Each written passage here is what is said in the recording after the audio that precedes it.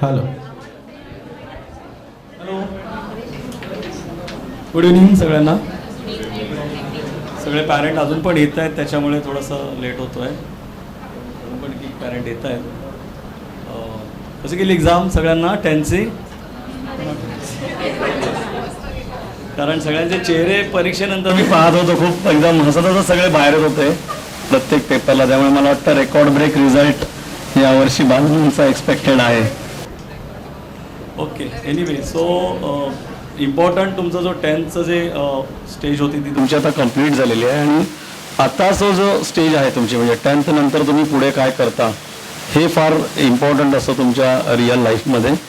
आणि तुमचं जे career selection आहे ते फार इम्पॉर्टंट असतं. करिअर सिलेक्ट करताना पण नॉर्मली आर्ट्स, कॉमर्स, सायन्स असं सिलेक्ट करतो.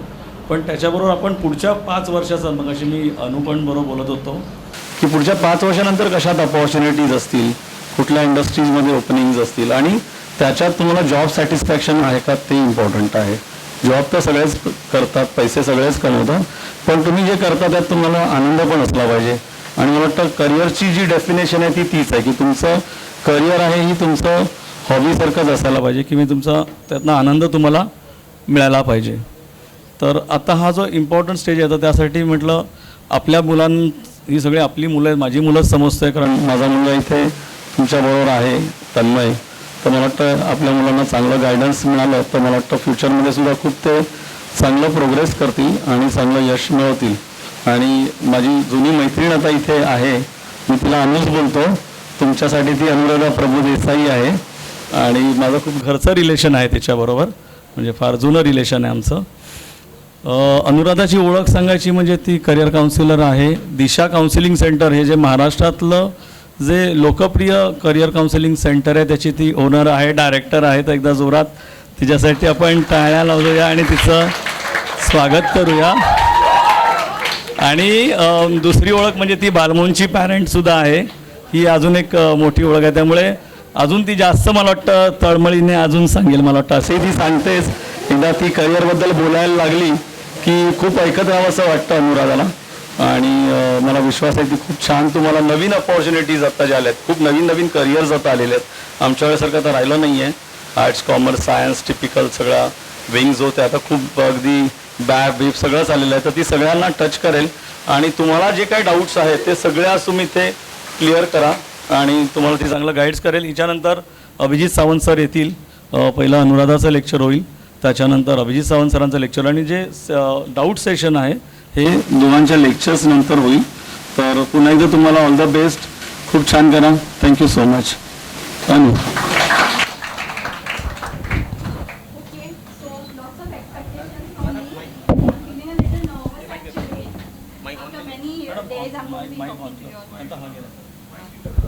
Yeah, actually माझा आवाज एवढा मोठा आहे.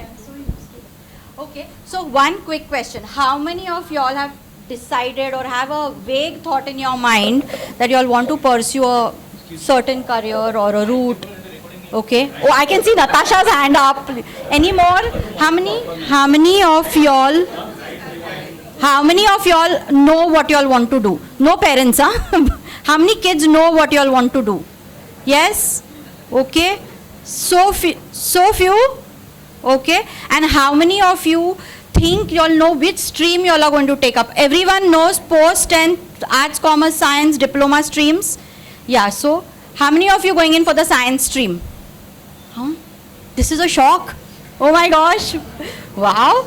Trends are changing. How many commerce? Okay. And how many arts? Okay. And lots of confused souls. So how many of us confused? Now my question is, how many of us confused? In two minds, okay.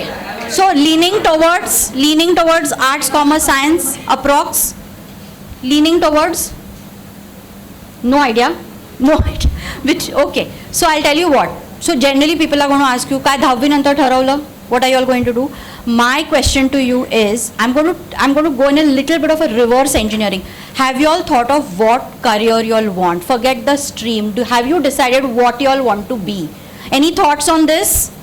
I want to be a doctor, I want to be a software engineer, I want to be a marine scientist. You know, a kid from 7 said she wants to be a paleontologist. So any thoughts on that? Some quick ones here. How many? Yes, Natasha. Chalega. Okay, medicine is on yours, this thing. Who else? I'm sure so many kids here. Some thoughts, yes. Wow, IS, the civil services. Any more? Of course, so many kids. Any thoughts, Adrija? Why? What about you guys there? No idea what you all want to be? Some careers, some job, any job in your mind? Many of us don't understand the word career. Job? Anyone has a job in mind? No? Okay, do you all know what you all like to do? What you all are good at? Yes? By now you all have figured that out. Good at science, not good at maths, good at science and maths, hate history. Yeah, most of us hate history. Some of us love history. Oh, wow. Happy to hear that. So, okay, what I'm going to do is, I want you all to start post today. I want you all to start thinking what you all want to do post 12th. I'll tell you, there's a reason. What you all decide to do in 12th, you have to reverse engineer, and now you have to take two very important decisions. One is which stream you will choose, and second most important decision is which board you will choose. So when we were in college, we were in school, we had a very simple life, okay? We had only 5 or 6 careers, and we had simple one board, the state board, HSC. College jana matlab HSC jana. There was no confusions. Today, we have more than one board. Even at the 12th standard level, we have the HSC board, that's a state board. You have ISC, which is a national board or a central board. Post ICSE, you can go to ISC. Then you have the CBSE board, and you have 2 foreign boards. The IGCSE, which becomes the A levels, and the IB board, which is 11th and 12th, which also can be pursued in Mumbai, in India. So very important are these 2 decisions which are connected to your decision of your course after 12th. So your undergraduate program has to have a reverse correlation to which stream and which board you all choose. Okay. So for example, those who think they want to go in for engineering or medicine, for them science stream is mandatory. There is no other way. But those who want to go into, say, a chartered accountancy, or they want to go into designing, there are 3 or 4 other streams, or the board becomes irrespective. Those who have decided we want to study abroad, the ideal situation would be to go into a foreign board. Ideal. Please note, even after studying from state board, you can go abroad. There is no such rule that says that you can't go to study abroad if you're not from the IB board or the A level. So that is not an issue. It's just that we are making the situation more conducive, or we're slowly getting you into the groove. So since we are all confused, I will have to start with with the science. So generally what I do is science, commerce, arts, and stream non-specific. So you all will understand there are thousands of careers, literally thousands if I sit to count. So we were looking at the occupational index. So the occupational index is our Bible. It lists all the different occupations. There are almost 10,000 different careers which get added. And there are so many different careers. Yes, please. Okay. So, move. Pude gya. Okay, move. Pude gya. Okay. So board, HSC, all boards are the same, the subjects are the same. Okay, if you go for the HSC board, you have the arts, commerce, science stream, same subjects. Okay, generally typical subjects. Let's move ahead. This is the national board, CBSE. Science, commerce, arts remains the same, the subjects remain the same. Then you have ICSE board. Okay, so please note, you can do ICSE, which will become ISC in the 11th and 12th. In commerce and arts. So for most people who don't know that, you can do that. Same for CBSE, you can do CBSE arts, CBSE commerce. Let's move ahead.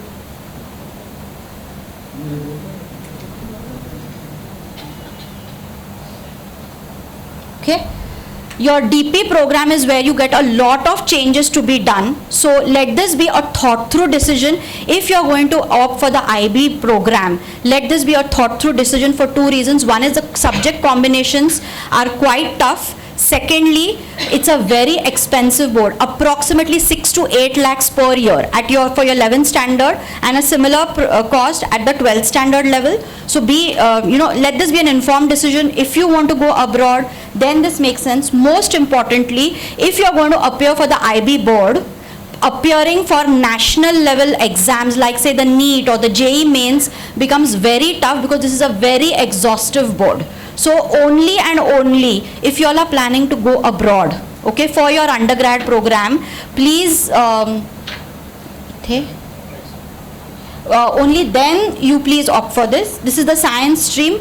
This is your PCM. As you all know, bio can be dropped. For those who wish to take up medicine as a career, drop maths, focus on bio.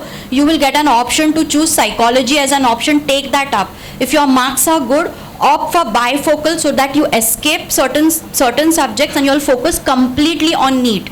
See, remember, for state board students, the transition to NEET is going to be a big ask. So to facilitate that, please drop maths unless you have decided you want to go in for biomedical engineering or biotechnology engineering, where PCMB becomes compulsory. Okay, please take pictures. I won't be able to send you this.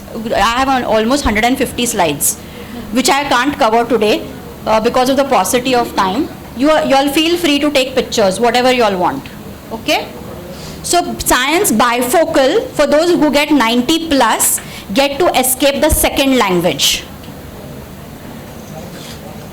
Okay, shall I move? Right. Ithe. Okay. Okay, this is the science bifocal. And then we have commerce. So most colleges allow you to drop maths and take up SP or secretarial practice. Now a word of caution. For those whose maths is good, do not drop maths. Why? Because there are some very good careers ahead. Also, it will be very useful for you to crack 11th and 12th. Mathematics sets the base for all entrance exams at postgraduate level as well as undergrad level. So if you're not struggling with maths, take up maths. Do not take up secretarial practice. Honestly, it doesn't add value. But if you are struggling with maths, then secretarial practice is the best way out. Okay, lots of new careers and courses introduced last year into commerce section.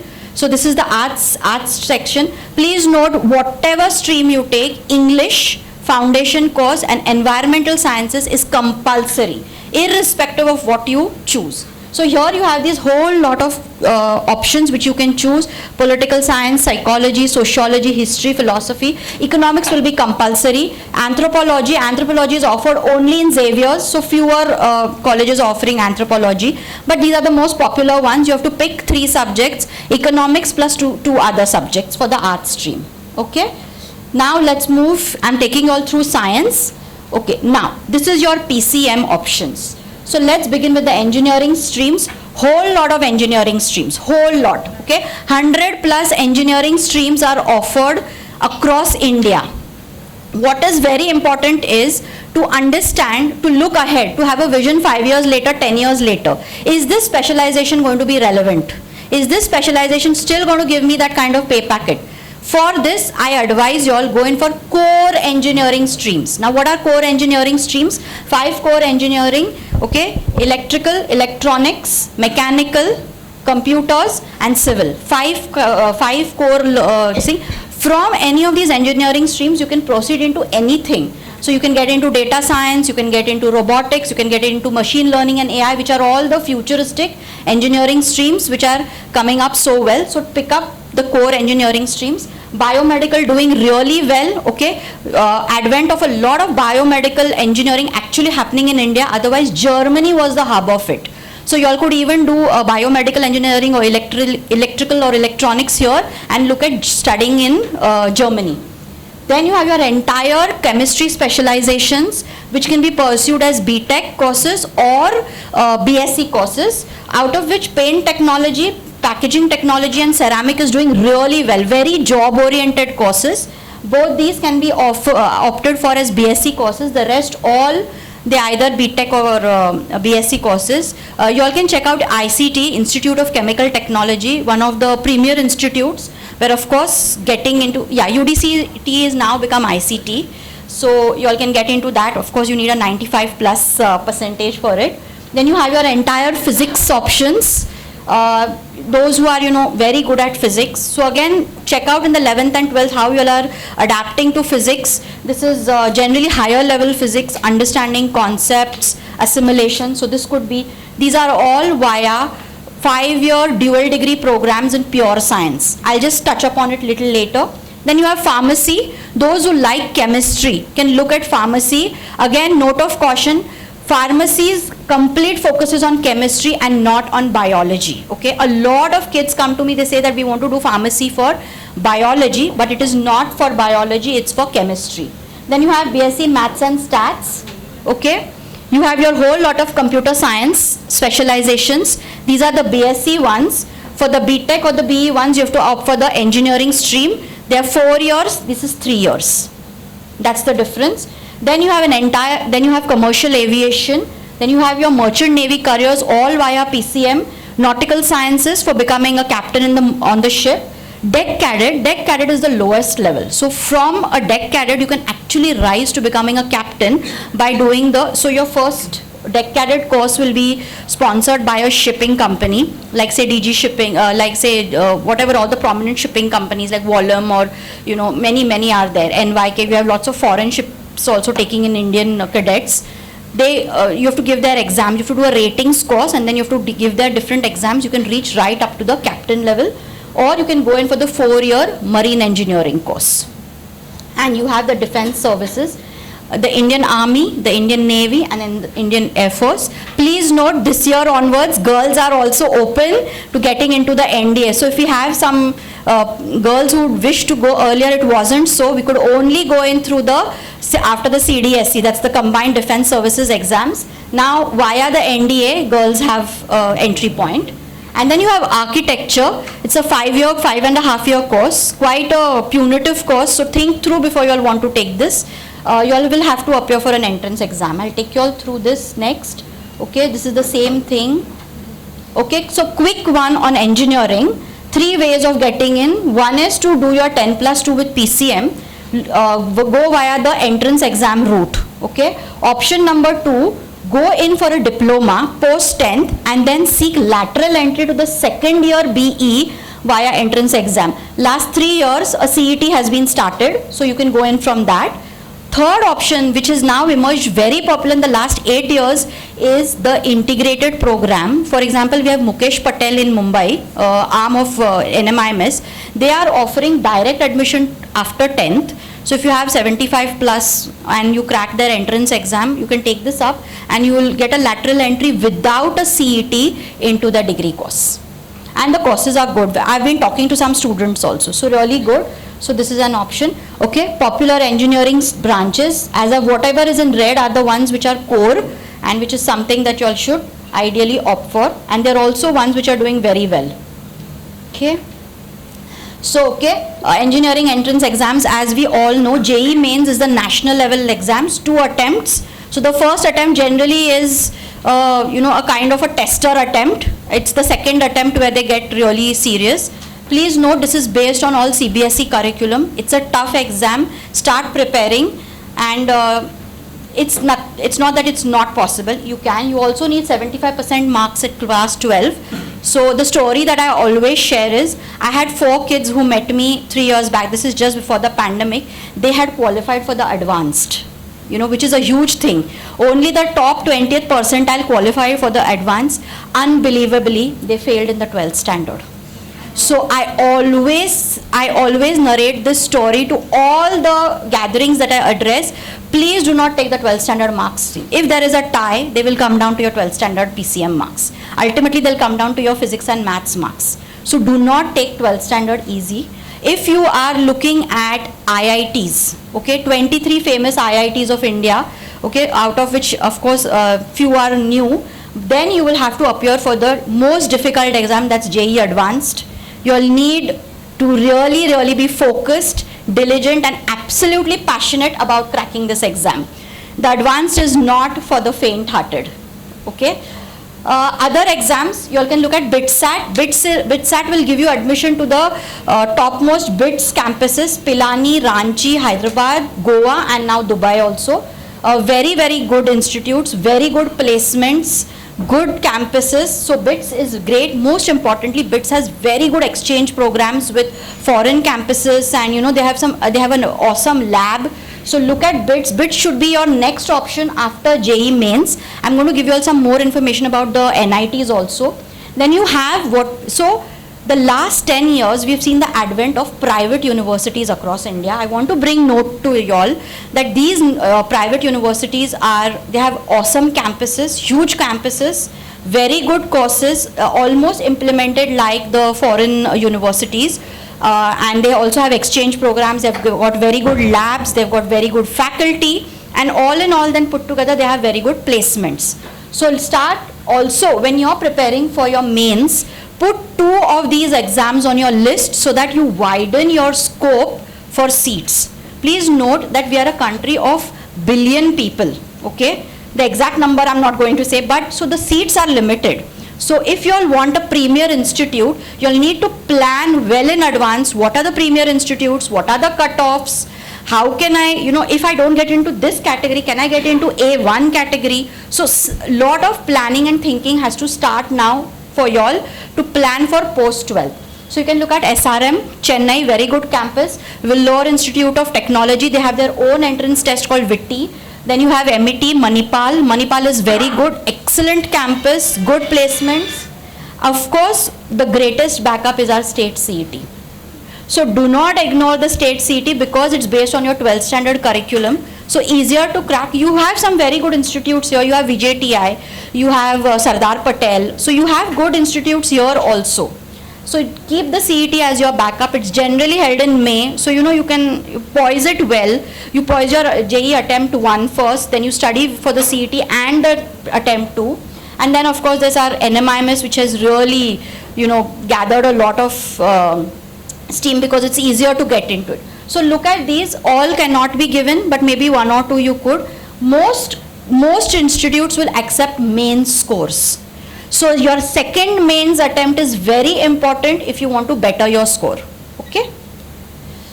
Okay, so I'm not going to go through this. I just want to tell you about all the top engineering. So you have 23 IITs. Of course, there are ranks to it. Then you have the IISc Bangalore. You have the ISERS. And those who want to look at space technology as a career, you have the famous IIST. All through the advanced. Okay. So yes, we have 23 IITs. Most importantly, this, very attainable, the triple ITs. Do not confuse them with the IITs. The triple ITs are Indian Institute of Information Technologies, top for those who wish to pursue computer careers. Okay. So for example, triple IT Hyderabad and Bangalore are at par with IIT Mumbai for the computer engineering seats. I have students who have left the IIT Mumbai seat to go to triple IT Hyderabad or triple IT Bangalore. So that's really something, okay. The great thing about this is it's through the mains. You don't need to get to the advanced. Just ensure that your rank is, so remember for all national tests you get what is called as an AIR, All India rank. So if you are looking at NITs, your AIR should be between, within 30,000. Then you can look at the top triple ITs. So within 10,000 is something that you can get into Hyderabad or Bangalore, but otherwise NIT Vishvesvaraya, NIT Warangal, Surathkal, these are all top ones. Okay, so 31 NITs. Okay, quick, anyone wants a shot at it, you all can take because I will have to go ahead. These are our state-based colleges that you all can think of. Father Agnel is really, these are the deemed universities. So one point of caution for all parents, with so many private institutes coming in, please note, ensure that your institute is recognized by UGC, okay, University Grants Commission. There is a website, an entire list of institutes as well as those who have been delisted are also added. It's an updated site. So UGC has a site, just go onto it, check for it. For rankings, you can use the NIRF site, which updates rankings every year. Okay, so these are the two gold standards you must check. A, that your institute is recognized. I have students who've come, who've done a program from some of these private colleges, and they have not been able to do their postgraduate studies because it's not recognized by UGC. They've lost a lot of, they've had to do a lot of things to actually get into any postgraduate programs in India or abroad. So note the UGC recognition, okay? So architecture, those who are interested in architecture, you all will have to opt for the NATA exam, National Aptitude Test for Architecture, online test. Or if you all are looking at any of the IITs or CEPT Ahmedabad, you will have to look at paper 2A, only paper 2A of JEE mains, not the others. Okay, and there is also the B plan degree, for which you have to opt for the 2B paper. Okay, so top colleges. Okay, anyone taking a shot? All right. Do think about architecture. It's a very hard-earned degree with a lot of effort into it. Of course, all are like that, but still. So 3 routes: BE, BTech into marine engineering, 4-year course, or if you wish to be an officer, the nautical sciences course, PCM, or the pre-C course, and then you keep giving exams to get on. Please note this job has got a lot of hazards. You're going to be on sea for 6 months. So you should be prepared not to meet your loved ones, not to see land. So I work with a lot of seafarers. We do a lot of mental health assessments for seafarers. I've actually been on a ship and I found it the most claustrophobic experience ever. For this one moment I was absolutely suffocated. Just imagine you're not seeing land, you're not meeting people. Now they have internet connection, so say once a week they are allowed to connect on a video call with their families. But so just imagine. So you should be prepared for this. Okay. So these are some merchant navy exams. Okay. Then civil aviation. So you have 3 options via PCM. You can be a pilot. So you need a good budget for it, say 1.5 crore. Yes, one flying hour is about 15,000 rupees. And we need 200 hours to just get our commercial pilot license. So, or you can be a flight engineer or an air traffic assistant. Please note, for any kind of civil aviation course, your governing body or your affiliation body is the DGCA. Okay, just make note of it. If your course is not affiliated to the DGCA, you will not get recognition anywhere. So just be very careful. So just a quick thing on the commercial aviation. The main thing is the flying hours, yes, but the main thing is the 6 DGCA exams, out of which 4 get cracked very easily, 2 are tough. So if you all want to be a commercial pilot, this is the toughest exam. This is where most people will flounder, the radio telephony license. Otherwise 200 hours for CPL, which you can do. So these are our DGCA flying schools. There are a lot many. You can go onto this website. You'll get an entire list of flying schools. There are a lot of people who, even if you go to study abroad, you do your flying hours abroad. But if you want to fly in India, you need DGCA papers to be done. So you need lesser. You need 3 DGCA papers done, but you need them to be done. Okay. Indian Army, Navy Forces. So NDA, okay, and the SSB interview. The technical entry scheme is also there, so you can enter in as engineers. So it's there for all, and now girls are also allowed. Okay, this is just make sure about your eyesight. It should be perfect. Okay. So now we will go to BSc career options in PCM. So you have your physics ones, chemistry, earth sciences, mathematics. Same thing what we saw on the chart, just laid out again.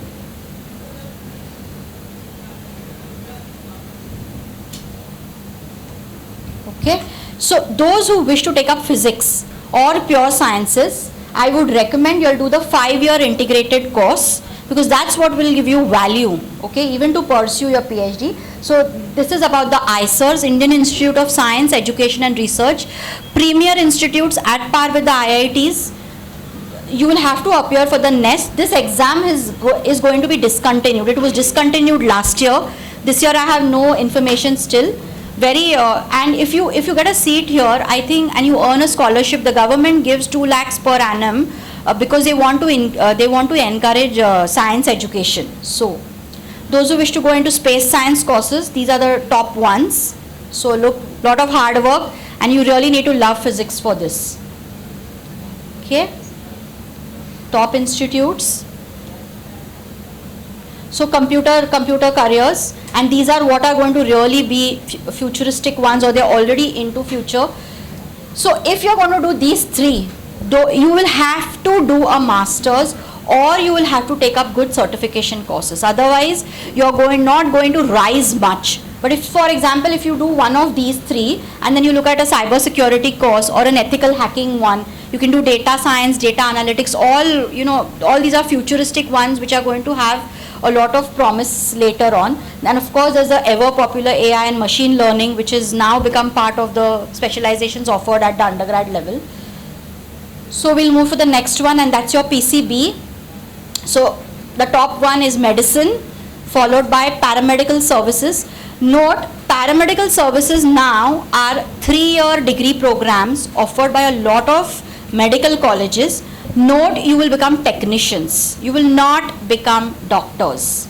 Okay? So that's a big difference. There is need for this. There is need for this. There is no need for paramedical technicians. It's only via your HSC marks. But you become technicians, not doctors. So MBBS is the most popular one. No, there is no, I'm coming to that. No need for nursing, BSc courses, or even post-10th. All these are via the NEET. MBBS is the most popular one, actually followed by physiotherapy. Okay. Last year, a private seat at DY Patil has sold for around 80 lakhs. So you all will if you're looking at government seats, you all will have to work that hard. It's one of the toughest tests. These are your biosciences, BSc courses. Newly introduced is the bioanalytical sciences course, which is combining maths with bio. So check it out, Ruya has it. It's a 5-year dual degree program. And then this is the agricultural group. Okay. So the same thing. Okay, so these are then some very newly introduced courses, 3-year degree programs, which are doing really well. You have DY Patil offering these. Okay. So for the medical, you want me to go back? Sorry.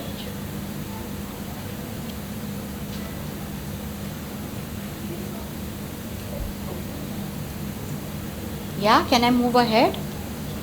So just note, only 3 exams for medical entrance. NEET, All India one, or you have AIMS. AIMS is tougher than the NEET. AIMS and JIPMER almost at par. Very tough for those people who can crack it. Okay, otherwise NEET. So just a quick thing, so all medical seats put together, I'm not dissuading anybody, but just a reality check, all medical seats put together is about 1,75,000 seats across India. Last year we had 17 lakh students appear for the NEET. So I think, yeah? Not so bad ratio. Not so bad, okay. That's being hopeful. There's 50% reservation. Yeah, I didn't want to say that. See, in 2018, we had 13 lakh students appearing. This is an old table. I have not had time to update it. But last year, we had 17 lakhs. Okay. Okay, you all can have a quick look at this. Okay. One sec. Sorry. So if you're looking at Mumbai for NEET, say 650 plus is what we need. 650 plus. Okay. So these are our favorite ones. So pharmacy, with the pandemic having gone through, pharmacy has got a very good impetus, very good. So you can get, and there are many careers which you can get into post pharmacy. For example, you can get into pharmacovigilance, you can get into clinical trials, you can get into drug discovery. So a lot of impetus coming to the pharma companies. Maybe that's why the pandemic has been instrumental in it, and it's via the state entrance test. That's the good part of it. Agriculture, I'm going to skip. Anyone here for agriculture? I'm skipping it.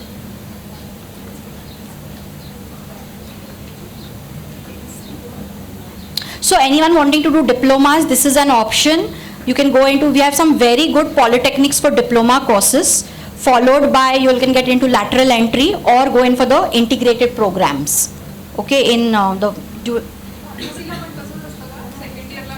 D farm la गेलं तर. This one. This one. This is some. The outer circle is what you can do later. So careers like virology, etc. have got really a lot of impetus now. Okay. So I'm just going to drive this through because there is. So these are the. These are some polytechnics which are the top ones.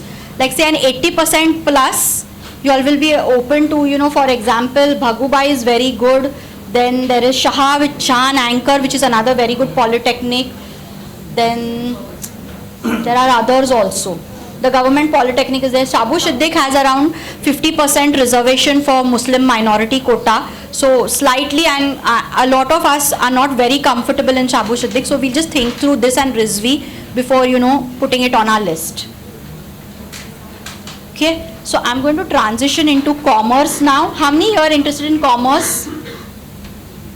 Okay. All right.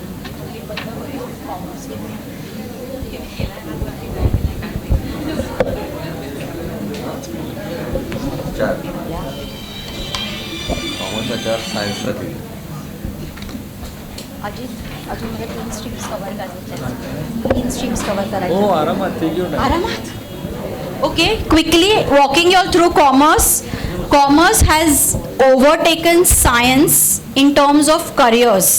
Honestly, science is seen only as engineering or medicine and some other careers here and there. It's commerce and arts which have overtaken it. If you see, the cutoffs for arts has spiraled. Okay, those who wish to take up arts, you need a 90 plus if you want to go into a good arts college. Commerce also. So post 12th, so you can opt for commerce in 11th and 12th. Post 12th, these are the new courses introduced which are very good. BBI, banking and insurance, BAF, BFM and the ever popular BMS. Okay, so BBI, banking and insurance, as the name suggests, the focus will be on the banking and insurance sectors.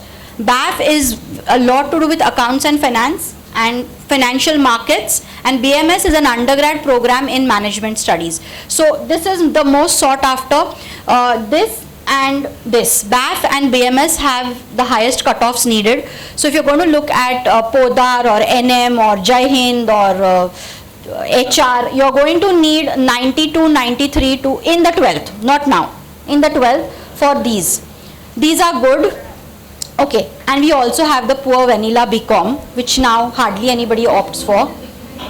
Okay, so I'm just going to take this through quickly to just check the syllabus.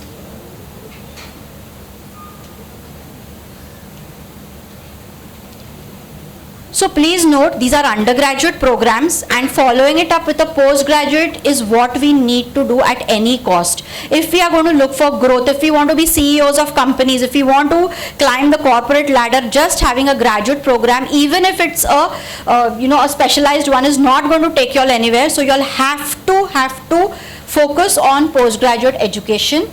Very important are the professional title courses which are being opted for. So remember, these are title courses, as the name suggests. These do not give you graduation, and India is a country where graduation is mandatory, almost. Even on your passport they ask you if you're a graduate. So ideal situation is, if you're opting for any of the title courses, go in for a simple plain vanilla BCom. That's what it's called, vanilla BCom, because there's no specialization in it. No BBI or no BAF or anything. So go in for that because it is not a taxing course. It finishes by 10 o'clock in the morning and leaves you with the rest of the time to pursue the title courses which demand dedication, consistency and hard work. Okay. So I don't know if you all can see, there's too much light, but generally 3 levels for you to crack the CA course. It's not as simple as it looks on this slide. I have simply concise information for you all. This is a long drawn thing. It takes 3 to 5 years depending on your rate of success and how well you crack group 1 and group 2. If you crack group 1 in the first attempt, the big 5 finance companies hire you for a stipend of 50,000 rupees. So that's a big thing. But you need to crack group 1 and group 2 for it. So quite a ask.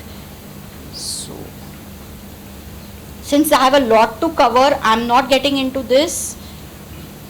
Otherwise I'll be here for 2 hours and okay, so CS is the same company secretary. As you know, the company secretary has now become another very popular option. So those basically into a lot of law and due diligence space. So my suggestion is, along with company secretary, pursue the 3-year law course or the 5-year law course. There's certain exemptions that are given when you are doing both these courses together. So one way you can pursue the 5-year law course, and along with that the company secretary course with certain paper exemptions. Very good for your corporate growth, because you'll be sought after as a legal expert also. So if you are, you can get into M&As, mergers and acquisitions, and that, if those kind of careers interest you, that this could be a very good combination. Okay. So Cost and Works is the 3rd title course, and you have banking, many entry points into the banking sector as clerical staff, as probationary officers, via the management cadre and via specialist officers, for example, HR divisions, IT divisions, very good IT jobs in banks. So you all could look at that. So entry routes, MBA Finance, if you all want to get into the top ones, MBA Finance or an MBA in banking and insurance is what you can do. You can also apply for banking exams. Graduates have a direct entry scheme, and of course you could either have one of the title courses and also enter in. So this is the other title course which has gained a lot of importance. Everybody knows about what insurance is. Hafta bharte parents every few months. LIC, at least everyone knows LIC for sure. And then whatever Max Life. So the calculations that is done, that when you pay this amount, this premium, this is what you will get, is what an actuary does. The world has few actuaries, and so actuaries is one of the highest paid occupations. So it's being encouraged to take up actuarial science certifications. If your maths is very, very good, think of actuarial science. Last year onwards, Mumbai University has started a 3-year BSc in actuarial science, which is actually open to people from all streams, provided you have maths at +2. That's why don't drop maths if you're not struggling with it. Okay. Other than that, there are 13 papers to be cracked in the actuarial science title course. It said science, but it's because of the the scientific nature of the work that it's called a science. So these are areas in which actuaries can specialize, very well paying. All engineering companies or big companies also employ actuaries to calculate the risk management of their product or their project. Okay. So this is their official site. Check this out. You will get a lot of details, the registrations, how to be a student, how to be a fellow, etc. Okay. So these are the top companies who hire actuaries. And then you have insurance careers. We only know about the insurance agent, but actually there are underwriters, there are surveyors, and there are actuaries which all form the insurance company. Different entry points and levels of studies for this. Okay. Okay, I'm going to skip foreign trade. Anyone wants can take just a quick picture. Upon non-stream. How many of our arts? We have quite a few for arts. Okay. Okay, I wish to bring to your notice that we have now what is known as non-stream specific courses. So as I told you, if you want to go for engineering, PCM is compulsory. Commerce and arts students cannot enter into an engineering stream or the medical stream. The careers which I'm going to cover here are very exciting. A, they are non-stream. You could take up science, but you could move on to any of these careers. B, they are very professionally oriented in the sense, even if they are graduate courses, many a times you get good jobs, and postgraduate studies may not be mandatory. I'll just walk you through them. So the whole plethora of them. Management is the most popular one. I want to bring to notice about management. So our Mumbai University course is known as the BMS course. We have private colleges hosting the management studies program. It's known as a BBA. Okay. Now what is the difference? Two differences. One is in the fees. A BBA program will cost you around 3.5 to 4 lakhs per annum versus a BMS program which costs you about 70,000. It's the Mumbai University program. So being such a costly program, there is more input into the BBA program. There are better faculty, there are industrial visits. So where is BBA being offered in Mumbai? Jai Hind has started a BBA. They have their own entrance test. And we have Amity on the Mumbai-Pune Expressway, and we have NMIMS. So these three places offer BBA. There is, I think, Vidya Lankar College also offering a BBA. So BBA is offered, you all can check it. NMIMS BBA is really good. DY Patil is offering BBA and with a lot of specializations. So BMS offers 2 specializations, HR and finance in your third year. DY Patil's BBA offers almost 15 specializations, digital marketing, retail management, marketing, sales, many such things, infrastructure management, lots of specializations. Mumbai University has launched a BBA logistics and shipping recently. So you all can check it out. Podar College has it. Then you have the entire hospitality industry courses. So those who are not very academic in their approach, you all can look at hospitality. Hotel management is a comprehensive course. You will have to do everything. Cut vegetables, sweep the place, make beds, train in the kitchen. So this is a comprehensive course. Versus those who wish to become a chef, the newly added course is the culinary art course, which is a 3-year program where you focus only on the culinary aspect of it.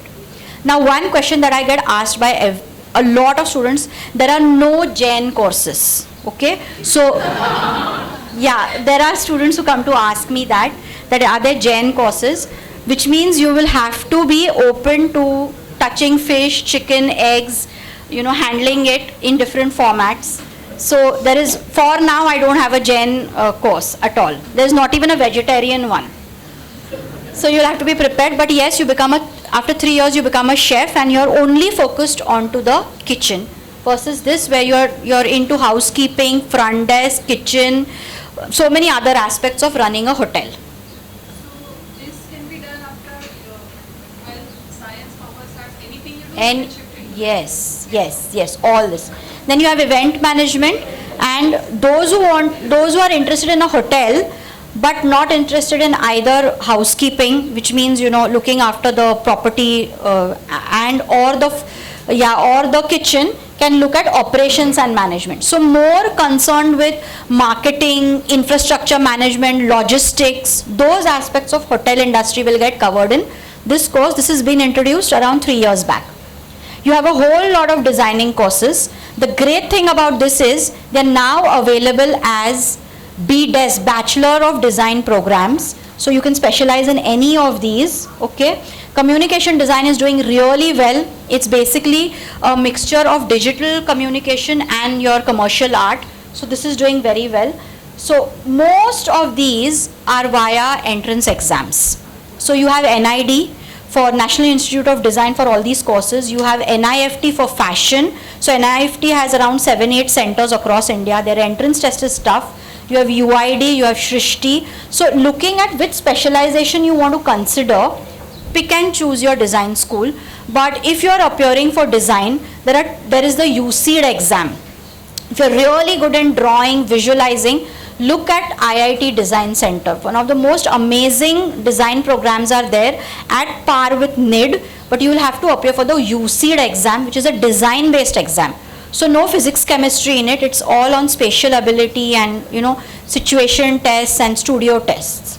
So these are all your options. Filmmaking, in the last 5 years, we have a lot of film students going in for formal filmmaking. Earlier, what was it? Set pe seekh jao. You become an apprentice on the set and learn on the job. Now you have formal courses. Whistling Woods in Goregaon is one center which is offering formal courses in filmmaking.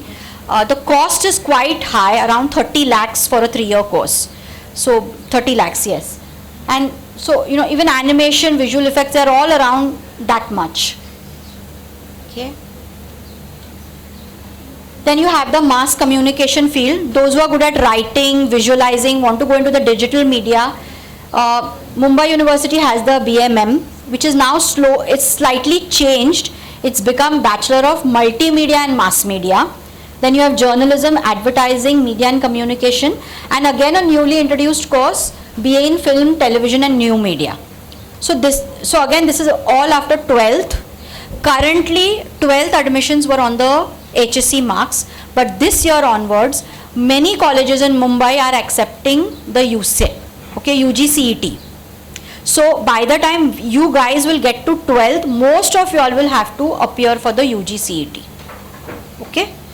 Then you have teaching. Then these are some standalone courses which are doing very well. Liberal arts in the last 7 years has done really well. So people ask me, what is liberal arts? So liberal arts program is actually rolled out like the foreign universities one. So for example, you have Ashoka University in Sonipat, which is a private university, which allows you to take up arts courses, but you can also learn music or digital, or you can learn software programming, or you can take up math, or you can so there are a lot of kids who are very versatile. They have many many talents. They sing, they draw well, they are good orators, they speak well, very linguistically articulate. Such students can look at a liberal arts program because there are many combinations. Look at Flame in Pune. They have an amazing course. Of course, their liberal arts program is more towards a BBA. Like you have brand management and visual art and many very good programs.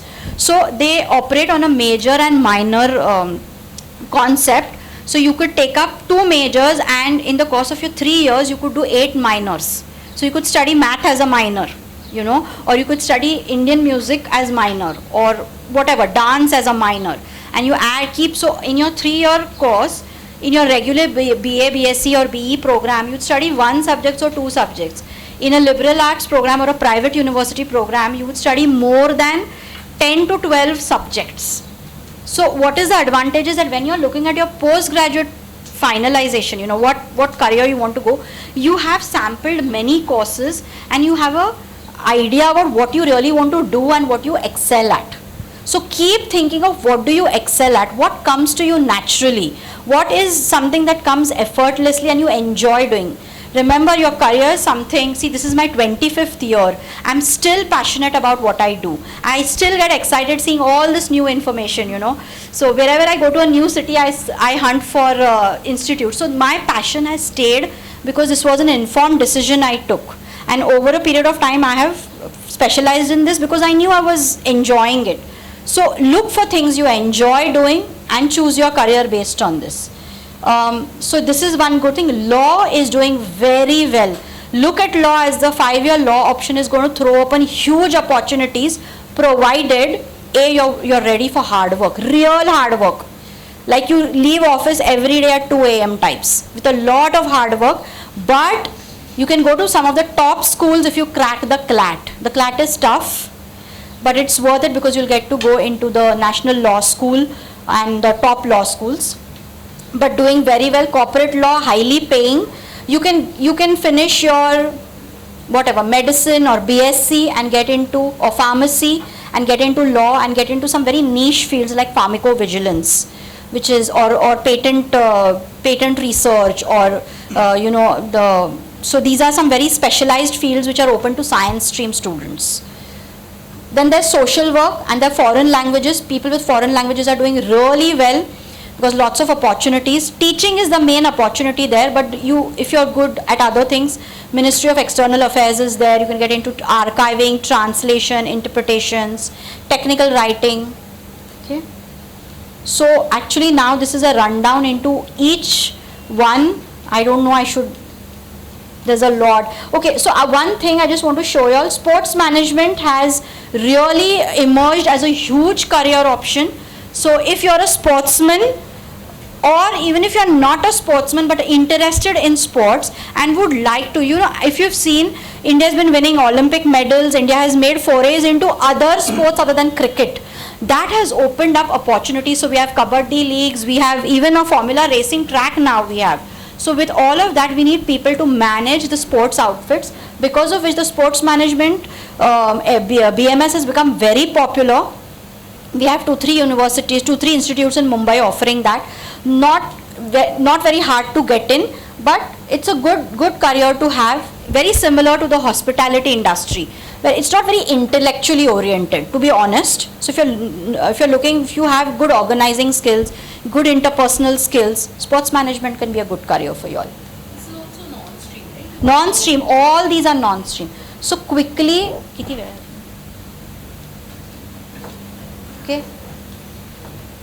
Okay, so we have CLAT exam. The CLAT is the All India level exam, IELTS and LSAT. So check which, so my suggestion to students is make a list of what are your shortlisted universities, which exam score they accept. So for example, CLAT is accepted by most law schools, but few don't. But if that's on your list, which means you've left it out. So look at the most best exam which will give you a large coverage area. SET is only for symbiosis, and the law CET is only for Maharashtra law schools. And Maharashtra, very honestly, not such great Maharashtra law schools. If you're looking at law as a career, look outside. Look at Jindal, look at Hyderabad, Nalsar, look at Jodhpur, look at, of course, Bangalore, National Law School. ILS Pune is excellent. So quickly, law specializations. And these are the top law institutes in India. For this, you will have to appear for CLAT. CLAT is a tough exam. So I would urge students start preparing for the CLAT right from mid-11th standard. There is math involved in it. Okay.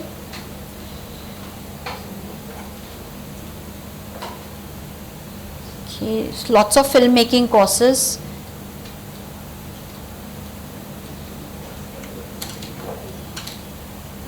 So just see how many specializations under the fashion designing specialization. All these are standalone courses. So lots of exams. So you know, you all have to make note of what. If you are looking at any design exam preparation, look at Bhavar Rathod or Silica. Only two places that train you for design exams. Okay. So these are all the whole thing. I just want to. So these are the animation specializations.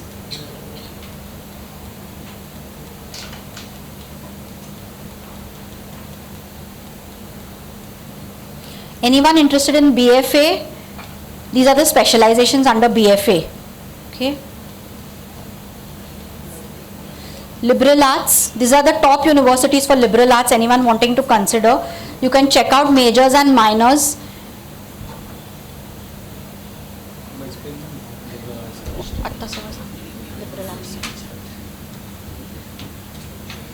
Quickly, you can look at what are the combinations in liberal arts you'll get. Sorry? Oh, you want the BFA one? It's gone back. I'll send it to you. Yeah, 2, 3. Oh, yeah.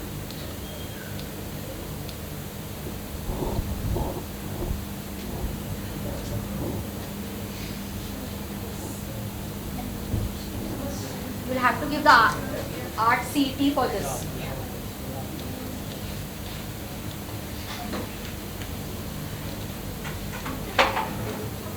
Okay, quickly on the BVOC, a new course has been started by Mumbai University known as the BVOC course. As the name suggests, Bachelor of Vocation, 3 exit points. Every year is an exit point, which means you can leave the course, you'll still earn a certification.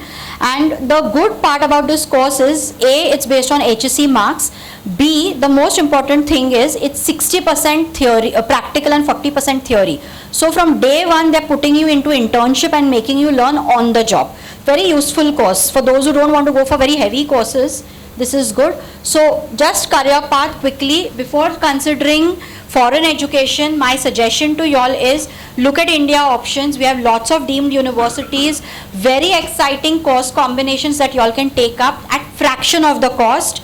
If you're looking at Ivy League colleges abroad for an undergrad program, it's around 2 crores. Okay, if you're looking at mid-level colleges, about 1 crore, around 1 CR.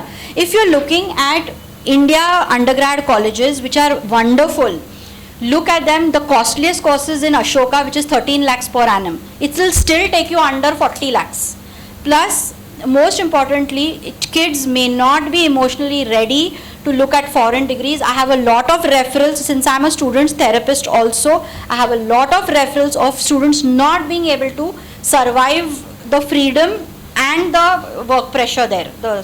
So think through this. It's not just about money, it's about giving your child wholesome, development before they can step out. Also, simply ROI, return on investment, is better when you're looking at a postgraduate course abroad compared to what you're going to spend in India. You're not going to get this kind of ROI so easily, if you're going to spend 1 CR. So just be a little practical. Most importantly, NEP, National Education Policy, is all set to roll out. So the latest news is that 15 colleges in India, in Mumbai, which are autonomous, have signed up with the NEP. So from this year onwards, undergrad programs will have majors and minors, okay? And it will soon become a 4-year program.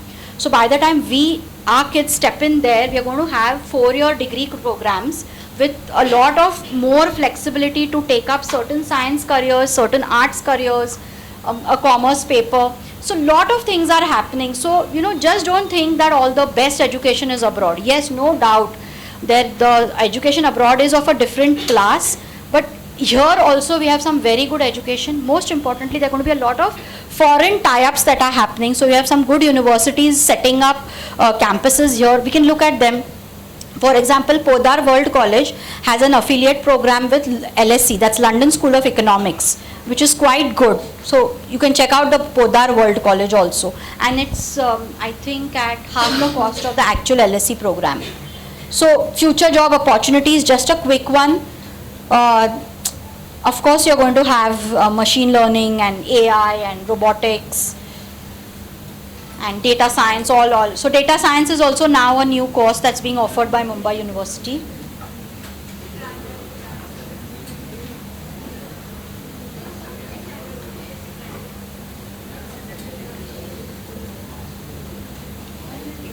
Okay, so I think I'm going to skip this, go to arts because we are running short of time.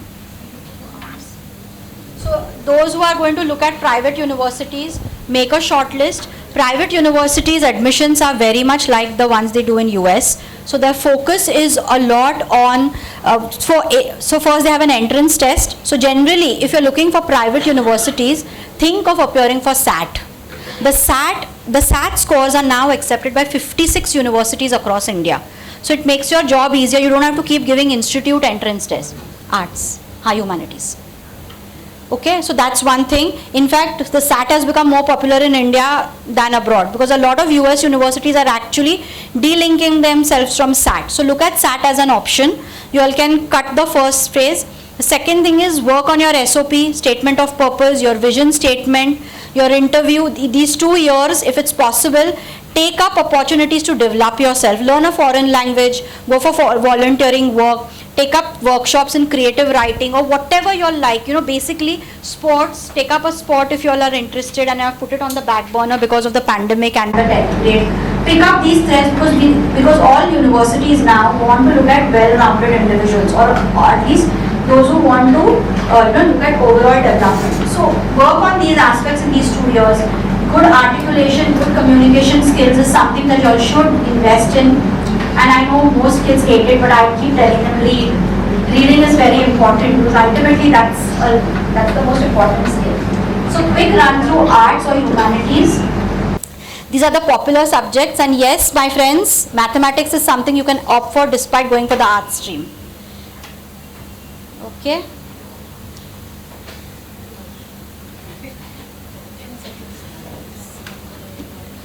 So some new trends that are there now is a BSc Psychology is being offered after 12th. Now, what is the difference between a BA and a BSc program? Similarly, economics, which is the top, these two are the top ones. Psychology and economics are the top runner careers these days. If you're good at math, take up math even in arts, it will serve you very highly in the economics field, because there is a subject called econometrics where you are using mathematical models and statistical models to make your predictions, economic predictions. So BSc Economics and BA Economics. So what is the difference? BScs are whole programs. So from first year to last year, you're studying only one subject. Versus if you go for a BA program, you will be opting for a combination of 3 papers, so which you can major in the final year. Or you can have a double major by opting for 3 papers. So BSc programs are full-fledged programs which give you a lot of weight. They give you a lot of edge. Honestly, geography, if you're going to be a teacher, geography, history, sadly history, one of my favorite subjects, has hardly any career options. Because most career options are in the government sector, Archaeological Survey of India for example, where they are all based on, you know, lots of other things. Languages are doing very well. You have stats and maths. The career trajectory of all stats and maths remains the same. You can get into econometrics. Economics is something great. So these are some. So as I told you, 6 papers in one subject final year, or 8 subjects, which is honors program. Very few colleges offer honors programs, only Xavier's and Sophia's. Or you can make 3 papers. So 3 papers psychology, 3 paper economics. You can do those combinations. Instead, opt for a BSc, which will give you, if you're serious about it, opt for BSc, which will give you a complete, lowdown into one subject. No. Yes, you get. If you take up psychology, so if you've taken up science, for example, you can drop maths. Most colleges will give you psychology as an option. Okay? And from that, you can get into psychology again. So, lots of, I'm going to run through this so that the next speaker can. Unfortunately, despite this glorious thing, we have nothing here. But you all can go abroad to do it.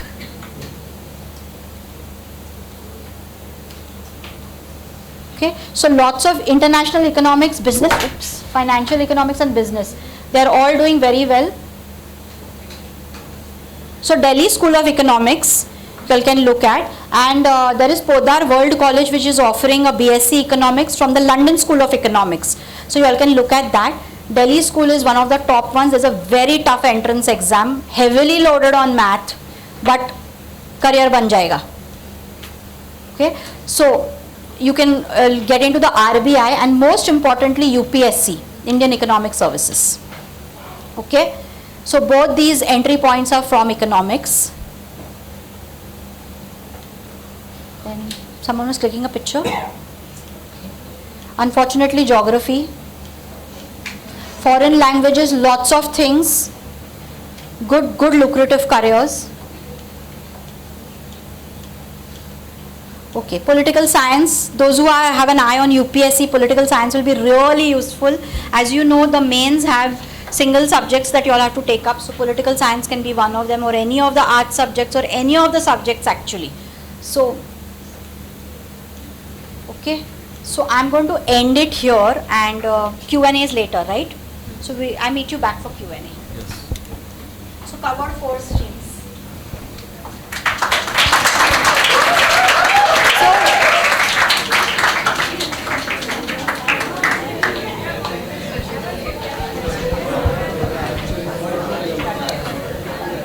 सो मगाशी मी तुम्हाला म्हणाला त्याप्रमाणे की एकदा अनुराधा बोलायला लागली की असं वाटतं की इतकं करिअर आणि इतक्या अपॉर्च्युनिटीज आहेत की असं वाटतं सगळंच आपण करायला पाहिजे. पण एक पॉईंट तिने जो म्हणाला पॅशन, तुम्हाला पॅशन पाहिजे कुठल्याही गोष्टीली, तर ते पॅशन असेल ना तर तुम्ही याच्यात खूप चांगला सक्सेस मिळवू शकता. So thank you Anuradha. अनुराधाची एक वेगळी ओळख आज मी फक्त सांगतो तिच्या परमिशननी, की आमच्या ज्या इलेक्शन कमिशनर होत्या नीला सत्यनारायण मॅडम, त्यांची ती कन्या आहे, आणि आमची मेंटर होती त्या मॅडम. लक्षचा याच्यात खूप त्यांचा मॅडमचा वाटा आहे. अगदी वेळ काढून माझ्या प्रत्येक कार्यक्रमात यायच्या आणि गाईड करायच्या. खूप चांगल्या सुंदर लेखिका पण होत्या त्या, आणि अजून खूप काही होत्या. तुम्ही एकदा सर्च करा, तुम्हाला कळेल. सो मी आता अभिजित सावंतला रिक्वेस्ट करतो. सो अभिजित सर आलेले आहेत. अभिजित सरांची ओळख करून देतो. सर MSc आहे त्यांचं एज्युकेशन आणि लॉमध्ये LLB झालेलं आहे त्यांचं मुंबई युनिव्हर्सिटीमधनं आणि लक्षचे मेन सिनियर फॅकल्टीसुद्धा आहे आणि आता लक्षचा ॲडवायझरसुद्धा आहे तो.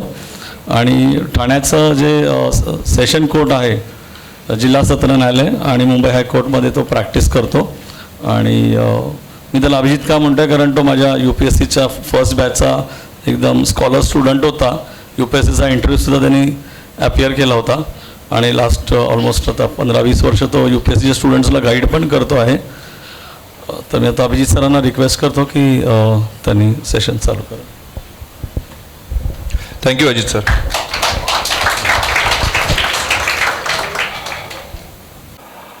Good evening, all of you. I'm Abhijit Sawant, as he said, and I'm going to have some half an hour or so, or maybe more than that, if you people allow me. I can basically talk about the civil services as a career. You all must be knowing that this is organized by Lakshya Academy, and Lakshya Academy is corely engaged into UPSC and MPSC Class 1 officers exams preparation. And that is what it is all about. Thanks to Anuradha madam as well, because most of my work has already been done as to what career to be chosen, which you can choose, and various other options that she has given. I am only left with what is to be spoken about, what I know. So, yes, about UPSC. Now, Union Public Service Commission, as what it means, and otherwise in the state we call it as Maharashtra Public Service Commission. There are two different bodies. Every state is having its own state public service commission, and that way we are having MPSC, that is Maharashtra, and then at the union level we are having this Union Public Service Commission. Now, I don't know, I mean, how many of you are interested or would be interested in appearing for this examination, but as a pointer that I would like to tell you is that you need to actually think about what is this examination all about, because you might go and become an engineer, you might become a CA, you might become any other, maybe any professional. As a lawyer also, I think ma'am has told that about various options in law. So you might become anybody, but you are going to be a part of the society and you will be governed by the political as well as the administrative system. So what is this administration? What all these officers who are in the administration, they do to become what they are and they govern you, is what you should be knowing, and at least for that sake understand what this examination is all about. And then later on, whether you want to plunge into this or not is altogether a different thing. Now I guess most of you are from I think you all are 10th pass, or maybe you have appeared for the 10th examination and you have appeared for the 12th examination, or maybe in your graduation days. So I will also talk about how to prepare for whatever kind of competitive examinations you want to appear for in these days. And firstly, I would like to thank Ajit sir, because this is 2023 and I remember 20 years back, I mean in 2003 of course, or 2004, there wasn't any such institute in Bombay which was catering to the preparation for civil services, most specifically for UPSC. It was because of people like Ajit sir, this kind of campaigning, this kind of environment was created, and that is the reason why you can see for past so many years now in Bombay also there is a lot of preparation, and from Bombay, that is from Mumbai, we get so many candidates who excel well and become the civil servants. So I mean, all thanks to him firstly, because he is the pioneer in Mumbai, I can say for sure. There are many, like Dharmadhikari sir, you must be knowing, he also led his campaign in Pune. There are so many others as well. There was Mr. Golkar sir, who was the director of the State Institute of Administrative Career, who also led it. So there are so many. He is one who has reigned in Mumbai for past 20 years. So now, I would like to talk about the UPSC. See, whenever you think about UPSC or MPSC or any kind of IAS or IPS officers is what the buzzwords are, what you actually see is bada admi, that is a big man. Somebody, at a very tender age becomes so big that he has a battery of minimum 5,000 people under him working for what he is directing for. And that is what is all about an IAS or an IPS officer.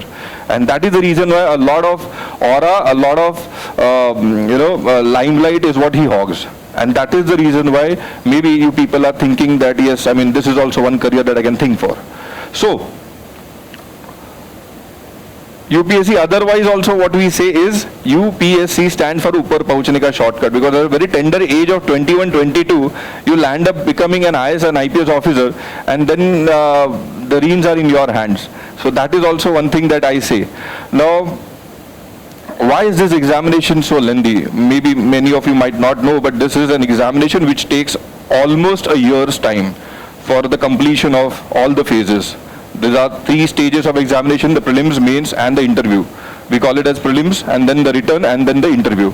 So suppose the prelim examination is in the month of May, that is this year it is on 28th of May. The mains examination is in the month of September, that is the written examination, and then the interview. Now the MPSC has also ensured that they are going to conduct the examination on the lines of UPSC, for the reason that students and candidates from Maharashtra should not lag behind anywhere in the UPSC race. Because if they will be preparing well for the MPSC, which is going to be attuned to the UPSC syllabus, they might not have to duplicate their efforts for UPSC preparation. That is the reason why somebody preparing for MPSC can also clear the UPSC examination and vice versa. So you people will be fortunate to have such kind of a syllabus, such kind of a pattern throughout in all the 3 phases. I think 7 or 10 years ago, MPSC changed the pattern, but it changed the pattern and kept it only for the prelims equivalent to that of UPSC. But for the mains examination, they remained the same and they made it objective. Now, the prelims examination of UPSC is objective type examination. The mains examination is subjective type examination, and that is the difference that you have to understand first. Anywhere, maybe after your 10th standard or maybe after your 12th standard, or for that matter even during your scholarship examination or Pravinya exam, whatever competitive examinations you have given in your school days, you must have come across what is objective and what is subjective. Okay, during your school days you have written subjective papers, and during such kind of competitive examinations what you have given and appeared for is the objective type papers. Objective itself means multiple choice questions. Now what do you understand by this objectivity is what is very important right now to understand. What is objectivity? Can anybody tell me? Yes, please. That is an example that you're talking about, which I have also given. But then what is objectivity? There's only one correct answer. Okay? And what is subjectivity? There can be multiple answers to the same question. There can be multiple answers to the same question. The way, the manner, the mode in which you answer depends as to how much marks or how many marks you are going to get. And all depends upon you, your handwriting, and for that matter also the person who is going to examine your papers, his baggage that he come up with while checking your papers. So that is what is subjectivity. And when I talk about more of subjectivity, try to understand in the interview, you are facing 5 of them. Will there be any objectivity? A whole lot of subjectivity over there. So this entire examination is a pattern that you have to understand. The objectivity pattern is not because they could not conduct any subjectivity exam over there. No. It is because students are in plenty and the seats are in scanty. That is the reason why, to screen off maximum candidates, to filter them off, they have actually devised a strategy of prelims examination which is objective type, which also tests the candidate's aptitude, that is attitude and inclination towards the civil services, and thereafter, after the filter process, you can appear for the written examination, that is mains examination. And that written examination tests everything which is mix of objectivity and subjectivity, I will say. How? what is the portion of objectivity and what is the portion of subjectivity is to be understood. Say suppose I am writing an exam and she is going to check my paper. I am sitting somewhere in Bombay, in Mumbai, or maybe any place in India. She is sitting somewhere else and going to check my paper. I don't know her, she doesn't know me. I don't know where she belongs to. She doesn't know where I belong from. She doesn't know whether I'm a male or a female. She doesn't know which part or region of India that I am from. But all that she knows is the medium of that piece of paper in which I have written my answers, and she is going to check. So to that extent there is objectivity. But then whatever I am going to write, whatever she sees, she understands with her own notions or whatever it may be, she will give me the marks and accordingly I will get selected or not. So that is something that we have to narrow it down. And that is where a lot of preparation, a lot of training, a lot of practice, mock test and all goes to. And this is where most of the competition relies. The entire country, wherever you go, if suppose you see civil service aspirants studying for this examination, I think there is one series also on Netflix. So if you see a lot of people preparing for, you will see that they are trying to cut the competition. And if they want to cut the competition, they have to excel first. And for that, they keep on practicing every year, and that may go on for a couple of attempts. Why does that happen? Again, the same thing. Deserving candidates are in plenty, but the seats are in scanty. So this year, a person might not, but the next year he might. So that is the intensity, the magnitude of this examination that you have to understand. And then comes the part of the interview. Interview, they call it as personality test. You might be 21, 22, 23 or 24 years of age when you will be appearing for this examination for the personality test. After your prelims, you appear for the mains, that is the written examination, and within 2, 3 or 4 months, you will get a call for your interview, that is the personality test. You will have to appear for that. Do you really think that within those 2, 3 or 4 months, you will be able to hone all your skills, hone all your entire, completely revolve your personality and ensure that you get a replenished personality? You cannot. And that is the reason why out of 2025 marks, out of the total 2025 marks, this interview is comprising of only 275 marks, minuscule. Because there is a lot of subjectivity and they don't want to keep that subjectivity having maximum marks. So a small minuscule of 275 marks out of that 2025 marks is what is kept for that interview. Now what can be done for the interview? I'm having a backward forward linkage while delivering this, because I'll start from the interview and then I'll come back to the prelims. That is how I'll be dealing with this pattern of examination. So when I talk about interview, you have to prepare it right from now, or rather you have already prepared is what I will say, because your personality is not going to change in 2 or 3 months. All that you have to do is you have to start from now. As a ma'am has already, I was listening to her, she said that you have to read books, you have to do a lot of hobby activities, you have to indulge into a lot of interesting activities that is of your interest. These are the things that will actually excel your personality. In the interview, to test you as an individual, they come in a number of 5. 5 लोग आपका अकेले का interview लेने के लिए आते हैं. So they are more scared than you, is what you have to think, and that is what the reality is, because you have come through a process of prelims and the written examination with so much of knowledge that they are also scared that he might be knowing so many things, how can we judge? And that is the reason why what they judge is only your personality. And then what is your personality? All that 20, 22, 23 years of age of yours, you have to just exhibit that before him or before them in 20, 25 minutes. So now that is difficult. And that will come only when you practice. only when you express yourself. So because interview is all about expressing. So if you can express yourself nicely right now, you can begin from, then I think things will be easier. So ensure that as much as possible, whenever in your college times you get any opportunity, maybe in the form of some gatherings or some kind of events, pounce upon that and grab those opportunities to have a mic or maybe to have some discussion amongst people.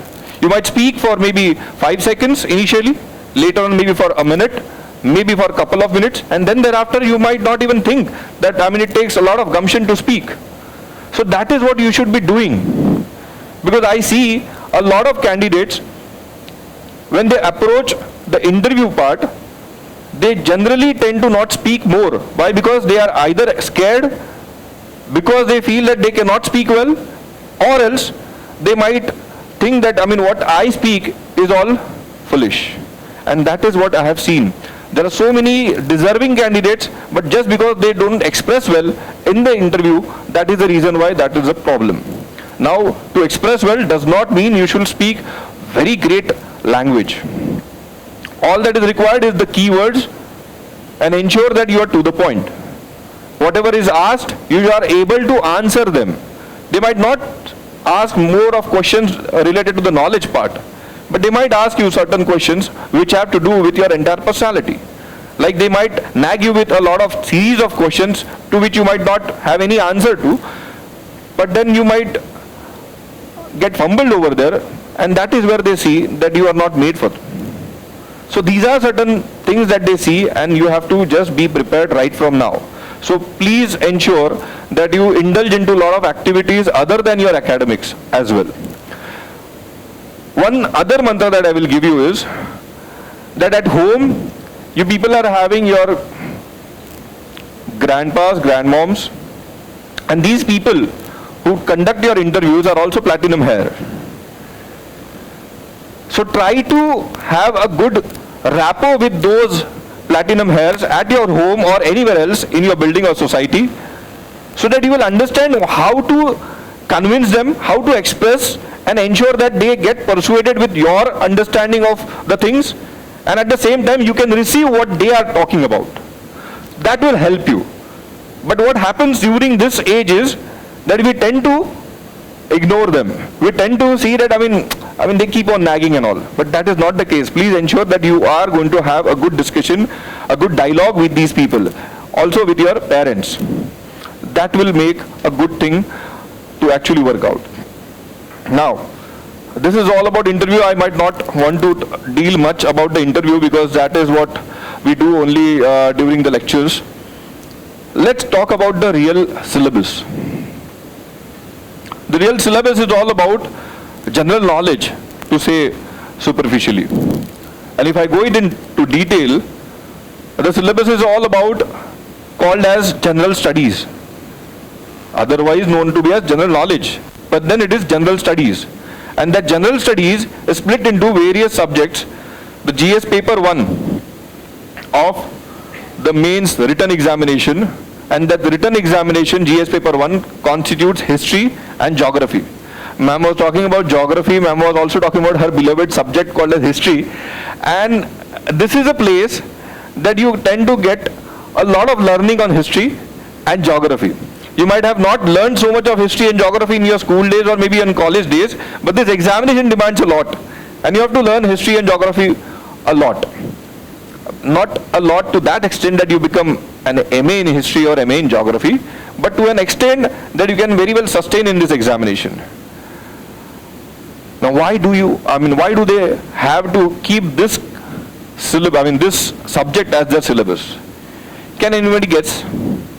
Become an IAS officer or an IPS officer, what all is required is to learn history and geography. Can anybody? I will come to the part of what an IAS or an IPS officer is deliberately later, because I just want to make sure that you understand the syllabus, what it actually requires for a person to become an IAS, and then we will talk about that. So yes, you are saying something. Somebody? raised your hand. Yeah, please.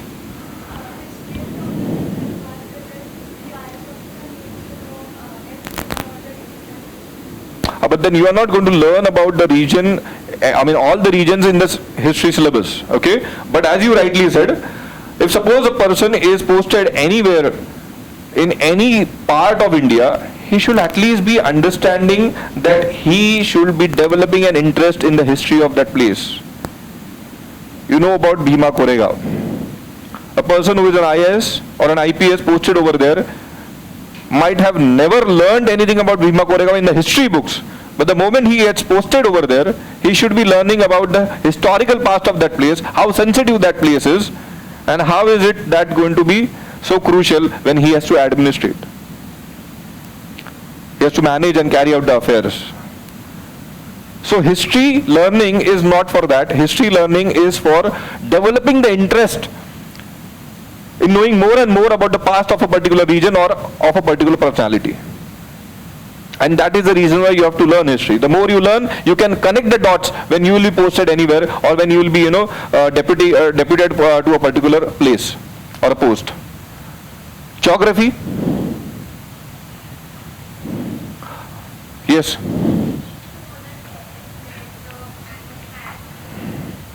Oh, I've got a brilliant students.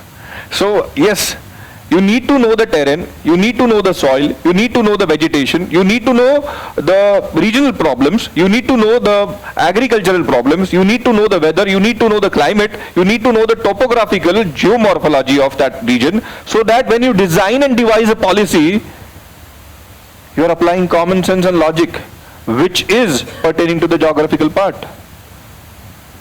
Are you getting me?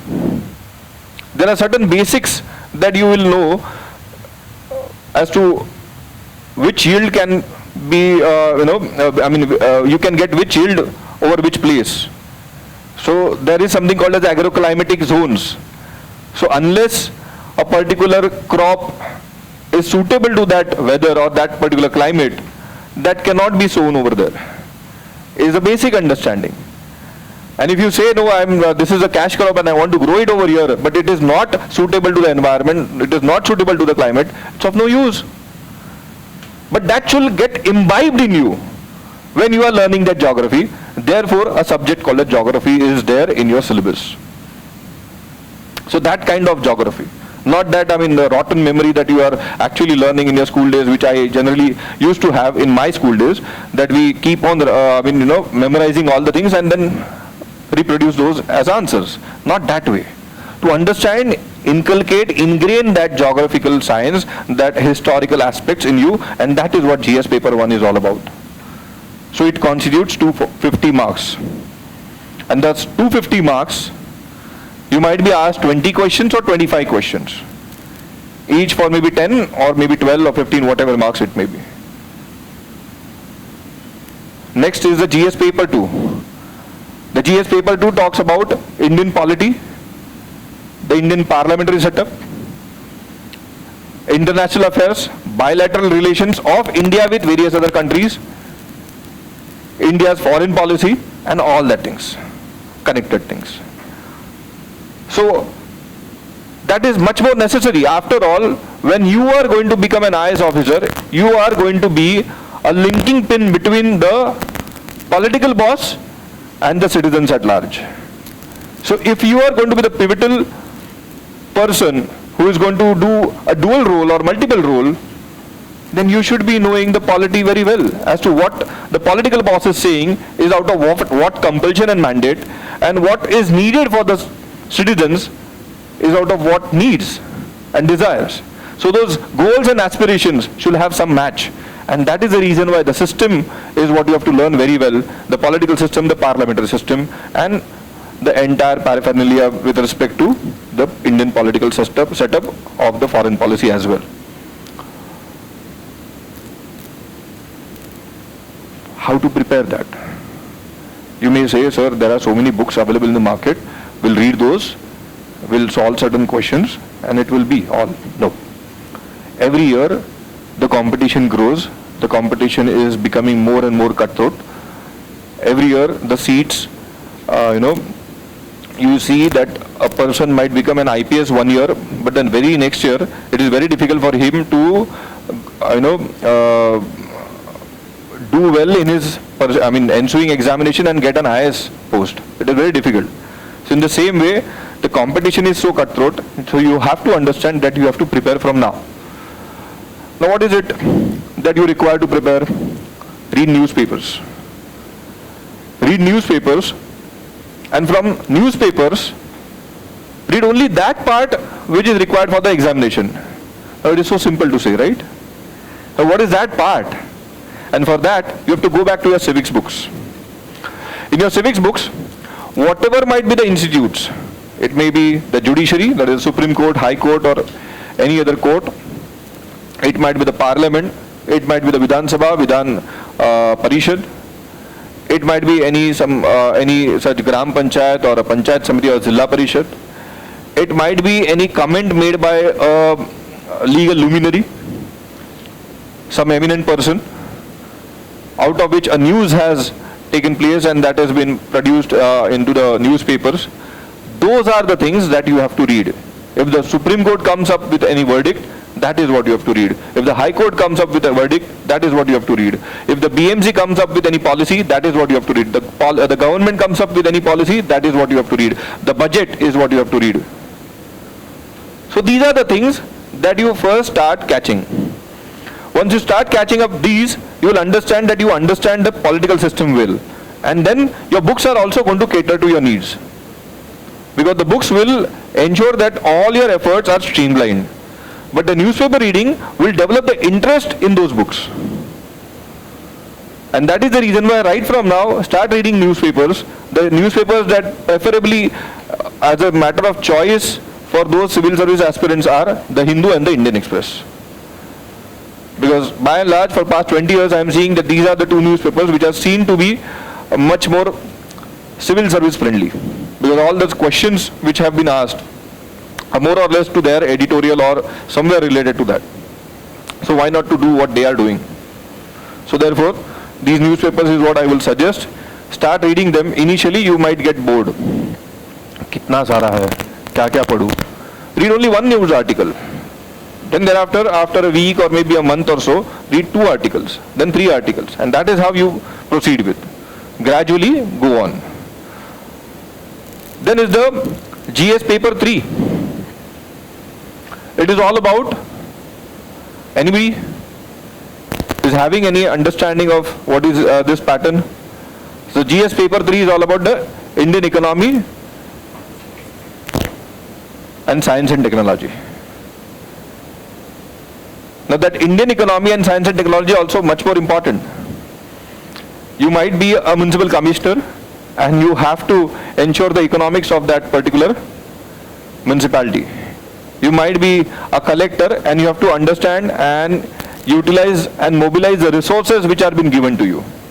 So all that is required, the knowledge of economics of the Indian economy, and you have to ensure that you apply it at your level as well. So it might be anything. So how to understand that economics? There are various books available as well, but then you might say, sir, a lot of questions are being asked, so they are very much complicated questions, how to answer them and all. That again requires you to read newspapers. Newspaper reading is very much important for your entire GS paper 2 and the GS paper 3's Indian economy part. Even the next science and technology is very important. Now that science and technology, why is that required? You might be from arts, you might be from commerce, you might be from humanities background, and you might say that, sir, हमको क्या जरूरत है? हम लोग तो IAS बनने वाले, IPS बनने वाले, साइंस का कुछ जरूरत ही नहीं है. You are going to be the policy implementers, and for that matter, you are indirectly going to be the policy makers. So if suppose a person from the directorate or maybe a scientist is wanting some need, or so his need is to be fulfilled or satisfied, he might be demanding a hell lot of things to his department. You are the one who is the secretary to that department. You are the one who is a person who is an administrative head of that department. The political boss, who is an amateur, might not know and understand the real need of that particular scientist. Why is he requiring that kind of fund or that kind of amenities which are required and facilities? So you are the one who is going to ensure that the balance is struck. Why? Because you know some science, so that what this guy might be telling you, you will understand, and what this man doesn't know is what you can impart it. And that is how you can synchronize their efforts and make India better. So that is the science and technology part, is the basic understanding that you have to know. I'm not saying that you have to deep dive into the general science and technology part of chemistry, physics, zoology, each and everything. No. Basic understanding, the foundational science, logic of each and everything. So those kind of questions, man. For example, in my time there was one question which was asked was, suppose this is a bottle.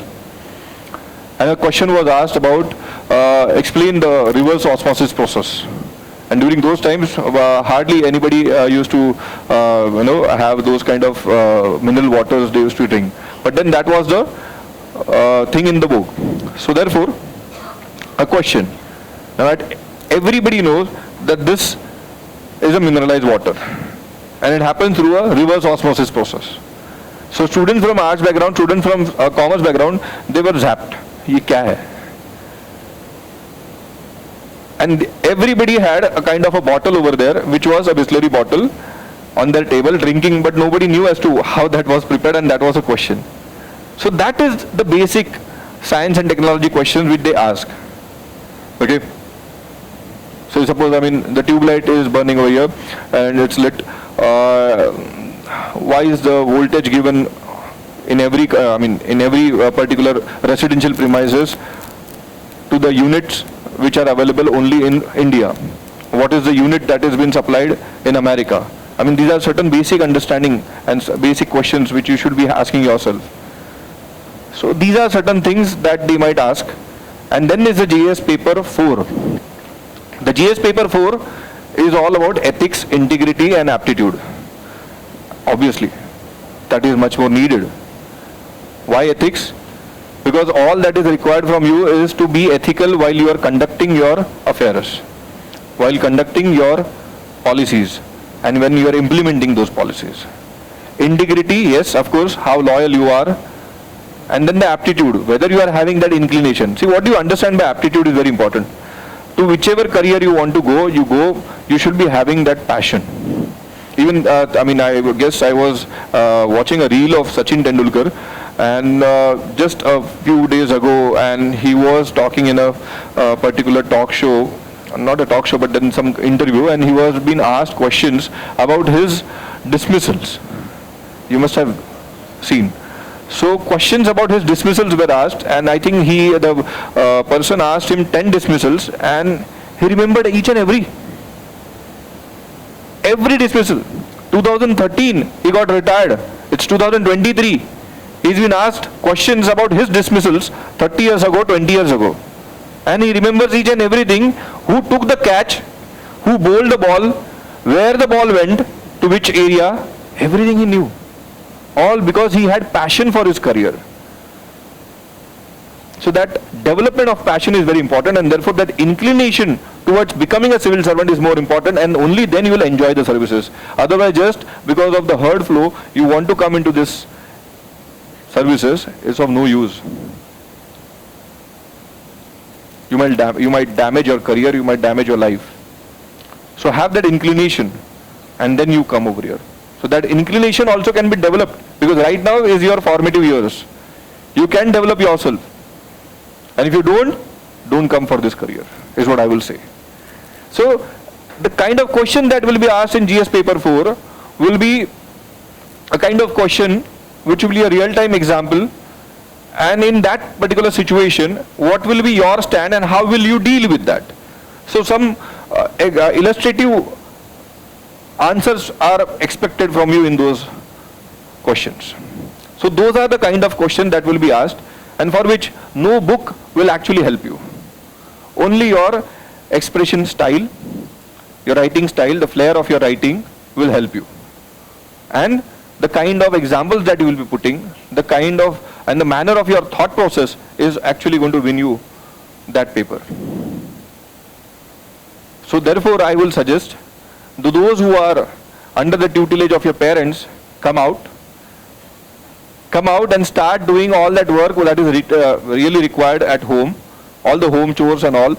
Start doing that. You will understand that there are certain creative ways to do the same work that your mom is doing or your dad is doing. Even today, my father goes with writing a check and give it to the society for maintenance. I say, there are so many different ways now, but he doesn't budge. So you can find those ways. I tried to, but I could not. But you people can. There are so many apps. So these are certain ways that only if you are given an opportunity, you will find those ways. And be creative, original. And that is what is required in this paper. Original ideas and original solutions. And for that, again, newspapers. When you read in newspaper that in so and so particular district, in so and so village, an officer did so and so job, and that is how he resolved so and so problem, that is something that you can buy and maybe formulate and articulate your own style of writing an answer and giving a solution to it. Got it? Newspaper reading will also help you to pick up many different new words which might really be informative and at the same time useful for you to express yourself. The vocabularies, the usages, the buzzwords, everything. So again, newspaper reading. That is all about your GS paper 1, 2, 3 and 4. Then there is an essay writing paper. You might think that this is something which is a cakewalk. I have been very nice, very good in my school days. I used to write a lot of things. So my essay writing is good. Fine. But I know what kind of essays are written in the college days, in the school days. They actually say that what is expected of you is a good essay, a sound essay. But all that they want is how cogently you can express yourself. How much rational that you can bring onto the paper so that a reader might well be aware as to what your thought process is. And that is what they want. So it doesn't mean that you have to use bombastic words. It doesn't mean that you have to have a great fluency of the language. All that is required is how sequentially you can write, which can actually reflect to your thought process of knowing certain things and thinking. So that is why essay is a paper which is essential in your syllabus. You might say, sir, then that is also by practice that I can do. Yes, it is. But when 3 hours of time is given to you, you have to write 2 essays, 125 marks each, that is 250 marks total. And say suppose only 1.5 hours is been given to you within which you have to write 1 essay, it becomes all the more difficult to complete all your thoughts and put it into words. So therefore a lot of practice is required. And for that again a lot of reading is required. Now why is that essay paper? The reason is important. Why is it in that syllabus? In the prelims there are objective type questions, multiple choice questions. So you are just going to tick the right one. Nobody is going to know as to what your thought process is. In the interview, hardly 20-25 minutes are given to you in which you have to express yourself. In the GS papers, for every such question which is asked in GS, you have to write those answers within 10 minutes. So again you might fall short of words and you have to hurry up. In haste you might write anything, but only those keywords. In your optional subject which is going to, which I am going to talk later, again there is some paucity of time because of which you cannot write much. So therefore they have given you a platform in the form of essay writing wherein you can express yourself. अपना घोड़ा है दौड़ने दो, free rein. जो भी thoughts है लेके आओ and then express it. You cannot express haphazardly is what they expect, and that is the reason why you have to be very cogent. Sequentially thought process आना चाहिए. For example, I'll give you an example. So suppose an essay on women empowerment, and if an essay on women empowerment is asked, obviously the introductory paragraph might be anything that you think. So suppose you feel that you should be starting with a story, you can start with a story. If you feel that yes, you want to just talk about what do you understand by empowerment, and then why is it for women and all, you can write that. But then when you talk about women, what is expected is that you talk about a baby child first, then an adolescent, a teenager, somebody who gets married, or maybe a working woman, and then the old age. Problems of each phase of this gender are different, and that is what you should be sequentially putting it to, and then connect it with what is the keyword is empowerment. And if you are connecting it with empowerment, first you have to also question yourself whether you have also spoken about emancipation. And then in those every things, every sect, you can also ensure that you can put certain examples. Your example should also constitute that of not just the urban gender, but the rural also. Mostly you people, or other, even myself, we belong to Mumbai-Thane region. So we don't understand what is actually the problems, or what are the issues in the rural sector or the rural regions or the marginalized sections. So if we are writing an essay comprising of all such things, then it is a balanced essay. And if you only talk about women in parliament, it's no use. You talk about Sania Mirza as well, somebody who is in sports. You talk about somebody who is working as an NGO or maybe for the social cause. You talk about women who are actually working for certain different careers, and that is how you do. And then you talk about that 33% and all, which is legitimately to be spoken about when you have to talk about in this examination. That is what I expect, and I tell you that this essay writing is all about. And then is the optional subject. Now when I talk about optional subject, you might think, what is it? See, there are 22 subjects which are being provided by UPSC, which you have to choose. And your choice will be dependent upon entirely on your own. Why? Because you might be from arts graduate. I think most of you are from your humanities background. Okay, still in school. So you might take arts, you might take commerce, you might take science, anything. But the subject that you choose should be only from those 22 subjects which are been given by UPSC. And you have to choose only amongst them. You cannot say, sir, mujhe biochemistry chahiye. Biochemistry might be your graduation subject, but यहाँ पे आपको शायद zoology लेना पड़ेगा, ठीक है, या chemistry लेना पड़ेगा. And you might think that, sir, computer engineering is my graduation subject, but here there is no computer engineering subject available. So either you think that yes, you have to choose a subject, then that is a subject which is of my choice and my interest, or else just go with the flow. It is all dependent upon you. I am, as he said, a postgraduate in chemistry.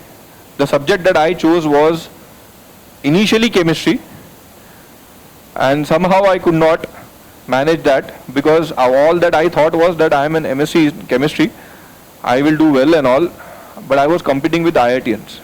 I was competing with the people in Delhi who had the syllabus in FY BSc which I had in my MSc Part 2. So obviously there was vast difference which I later on came to know. Therefore I chose another subject, and that was public administration and geography. These are the subjects which were nowhere related and connected to my science days. But I was quite creative, and because my entire slate was clean, after my graduation I could take that subject and do well. So even students and aspirants over here in this examination, they do the same thing. They take certain subjects which they find to be very interesting, and creative answers might come. Now they take such subjects. Why? Because it is having some overlapping with the mains examination, the general studies, general GK part. So suppose people take history as their optional subject, which is of 250 marks, that is 500 marks. So 500 marks का subject पढ़ना है.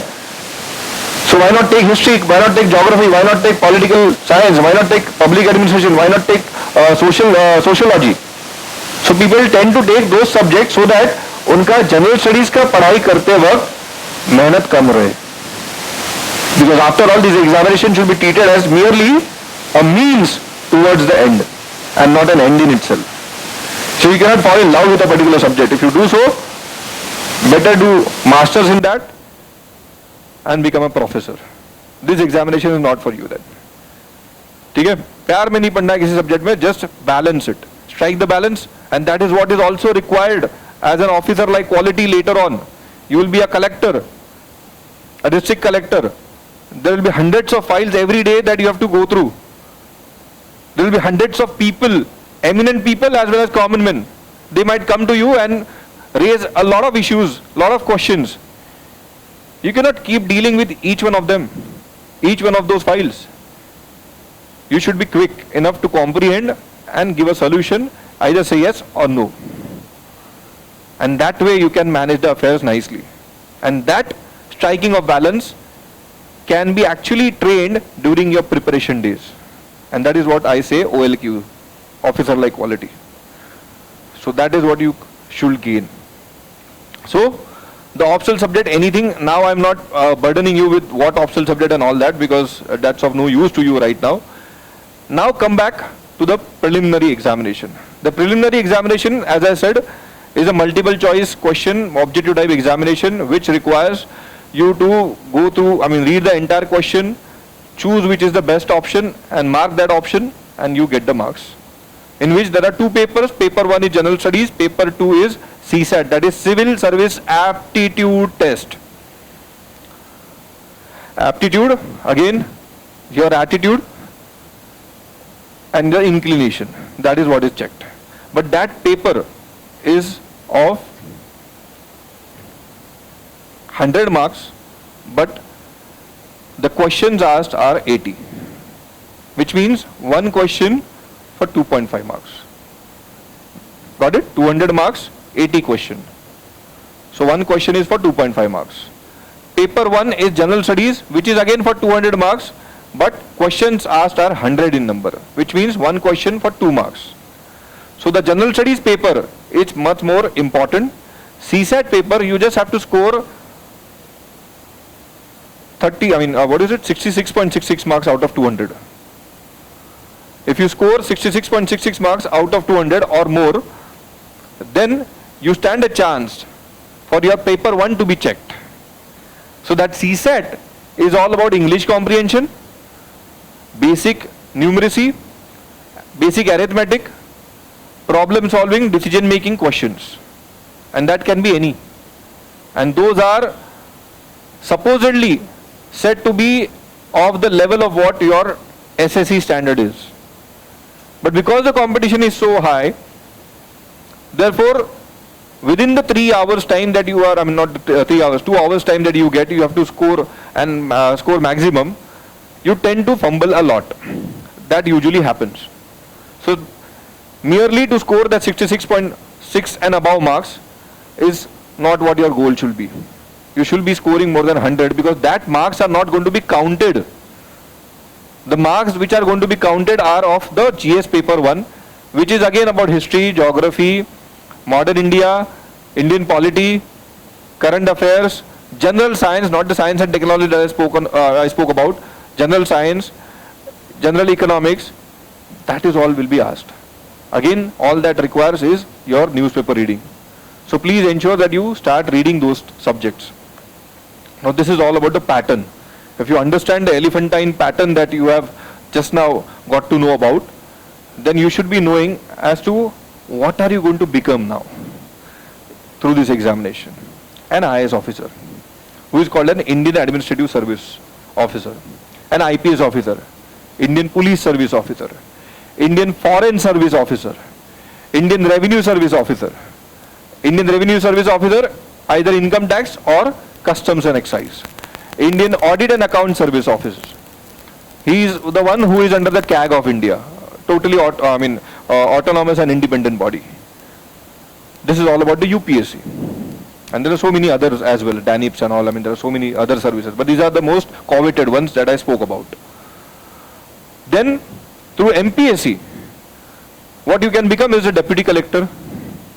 An IAS officer and a deputy collector are both an administrative officers. But an IAS officer, so suppose she becomes an IAS officer at the age of 21, and if suppose she becomes an IAS deputy collector at the age of 21, for her to get IAS rank might require 15 more years. But she is already an IAS officer at the age of 21, 22.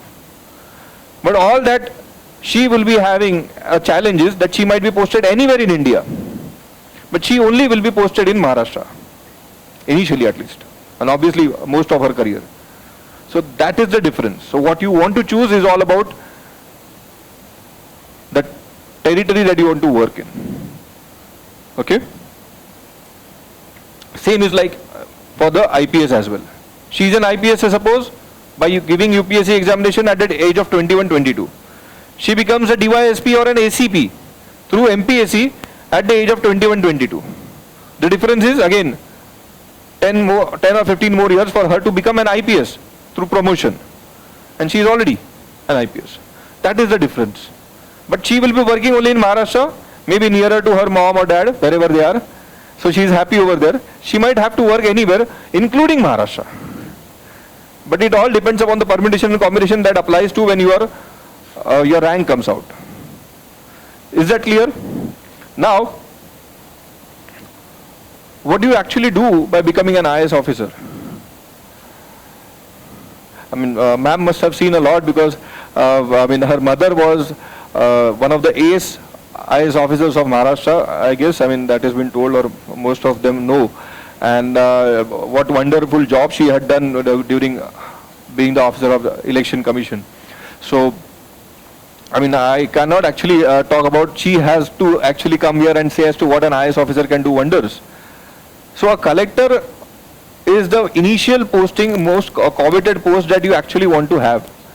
And then thereafter you rise up to the level of secretary, principal secretary, or whatever level. You might also become a cabinet secretary at the union level, chief secretary at the state level.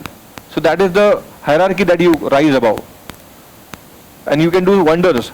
The governments may come and go, but you will remain. And that is the reason why you people are called as steel frames of the country. You must be aware that because we changed the political system after we became independent, it was also mulling over that let's also change our administrative system. But it was Sardar Vallabhbhai Patel who said that no, we are not going to change the administrative system because already we have changed the political system from that of the British regime to that of a democratic regime. Now, we cannot afford to change the administrative system so easily because the entire system will collapse.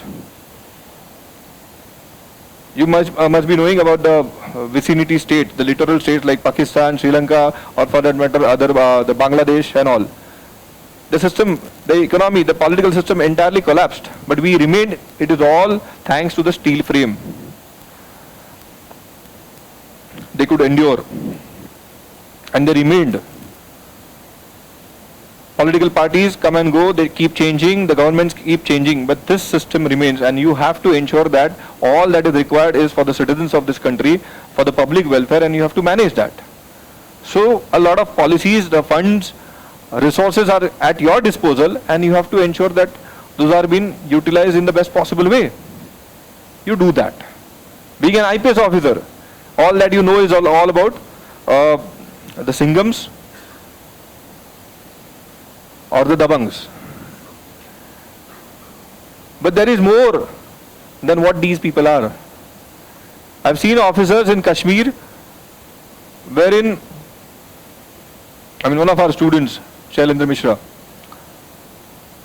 I've seen him, he was posted in Kargil and there was no work. There was no matter of law and order because everything was taken care of by the defense forces. So all that he had was administrative job. He ensured that people participated and the rivers over there were cleaned, because of which a good environment prevailed over there. So that is what even they do. Now you may say, sir, ये तो यार हमारे इधर BMC का काम है. वहाँ पे BMC नहीं है. Even वहाँ पे होगी भी तो भी that people's participation what is required for the job is more important. यहाँ पे BMC है इसीलिए रोज कचरा होता है. Why? Because we are least bothered about it. हम लोग litter करते हैं, अगले दिन BMC आने ही वाली है ना. That is what our expectation is. But if you involve people into that activity, people will themselves refrain from doing anything wrong. That is a thought, that is an idea which he brought in, and now the particular place, even today, they count him. He is not posted over there now, but they count him. That one such day, one such officer had come and he did all that wonders.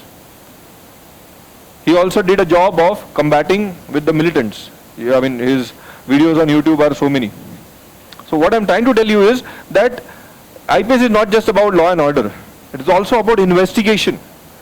Can you, I mean, I hope most of the parents must be remembering the Satyam scam. Ramalingam Raju. So that scam was so complicated then. It was only an IPS officer, otherwise known to be working only for law and order, was involved into investigation. He was then, I think, into CBI, and he made such an impeccable charge sheet.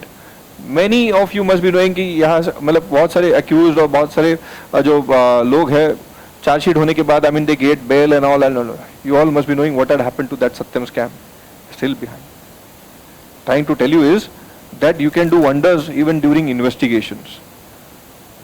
And that is all about IPS officers is all. Indian Revenue Services, Indian Foreign Services. Indian Foreign Services, आपको लगता है कि नहीं sir embassy में बैठना है और सिर्फ पासपोर्ट के ऊपर स्टैम्प बांधना है, but that is not the case. The kind of, battery of people those are around the PM right now, and the kind of rapport that has been built of India elsewhere around the world is only because of these kind of officers who are really working nice and ensuring that India's image over the entire world becomes much more convenient for our policies. And that is what they are doing. Can you imagine that we have had sanctions over us with respect to nuclear policy? But the Americans, the French, the Australians, so many countries during 2008 started working with us, and they shared the nuclear, their policies. They also had their own pacts, ties and all. The 1-2-3 deal is what you must be aware of. It is all because of these officers who go in various countries and ensure that India's image, India's policies are much more convenient and suitable to the entire world, and accordingly they pour in a lot of money, a lot of trade related aspects, and that is what is required.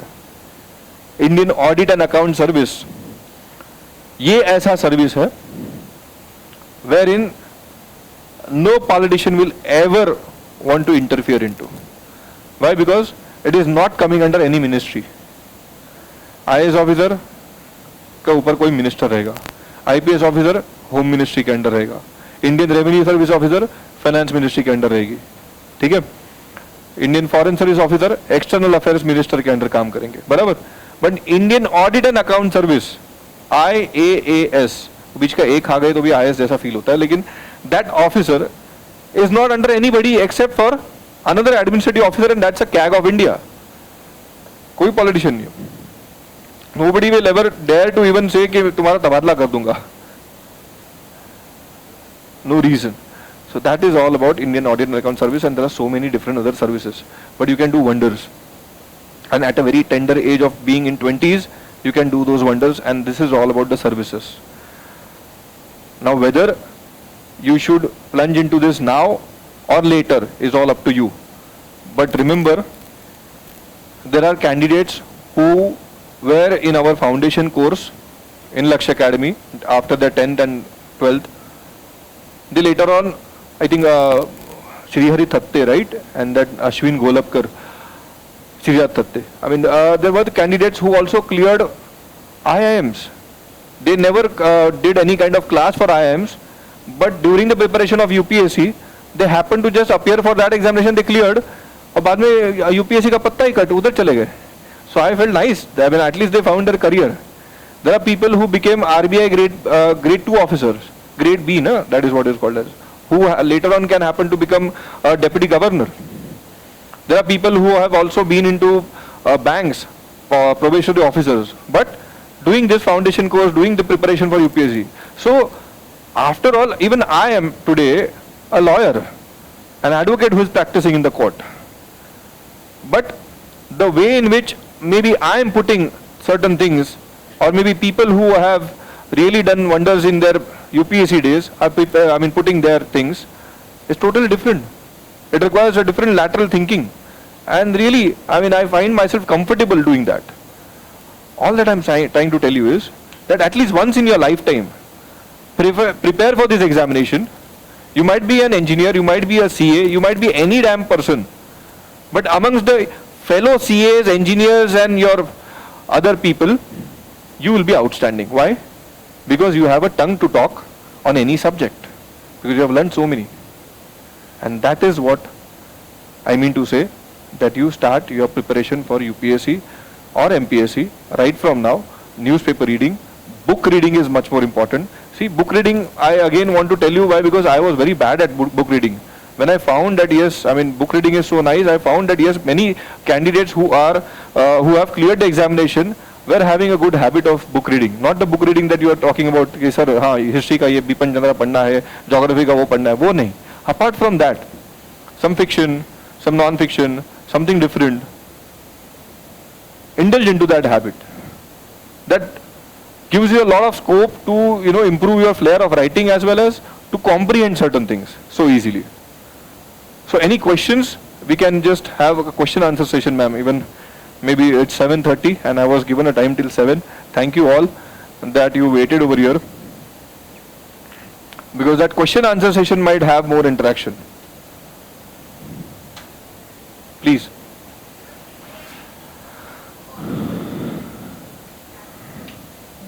In UPSC, need to opt for humanities, yes. I will not say a need as such, but humanities subject you can opt for if you are liking and having an interest to. So there is no need. But as I said, history, geography, polity, these are the subjects essentially the most important. So these are the subjects, and if you take humanities subject like this in your graduation days, you are well preparing beforehand. So your optional subject is taken care of. Even your general studies part of that particular subject is taken care of. So you might not duplicate your efforts while you are actually preparing and appearing for the examination. So that helps in that way. Yes, it will be needful, but I will tell you a word of caution. Have a seat. A word of caution I'll tell you. नहीं mobile तिथे ठेवला. A word of caution I'll tell you. Art students, morning they wake up, go to college, 2 hours, 3 hours, for the entire 5 years. हे बंद करायचं का? कसं काय ते? झालं ना? 2 hours, 4 hours maximum is their college, and then thereafter the entire day is free. And this becomes a habit for 5 years. You become graduate and you say that I am graduate in history. Now I can take history as my optional subject. Sorry, that is not for you. Don't take. Why? Because you only studied for the examination, and that too by looking at the yesteryear's question papers and only solving those. So that is not what you are graduate in that particular subject. Sorry, that is not going to be helpful. Why? Firstly, your slate is not going to be clean in your brain. Some of the other things of that you must have picked up. But what this examination requires is a very different thinking altogether. And cumulative efforts are more important. Every day after your college, if you can sit for maybe 2-3 hours more, that will help you, and that cumulative efforts of 5 years, 4 years, 3 years, 2 years, whatever it is, might help you for the examination. Okay? Ma'am, if you want to add. I personally feel if you're going to appear for UPSC or MPSC, you must have a plan B ready. Okay, I'm going to speak practically because I see a lot of kids who try for 2 years, 3 years, and after a certain point, you need to take a decision that you're not getting ahead. So what's plan B thereafter? So always, even now, you'll have a plan B, especially if you're looking at premier institutes, even post 12th, have multiple institutes, have a plan B ready. I'm always for someone who suggests a plan B. Okay, any questions? Any more questions? Feel free. Ask Rapish even now. But ask. Begin from here.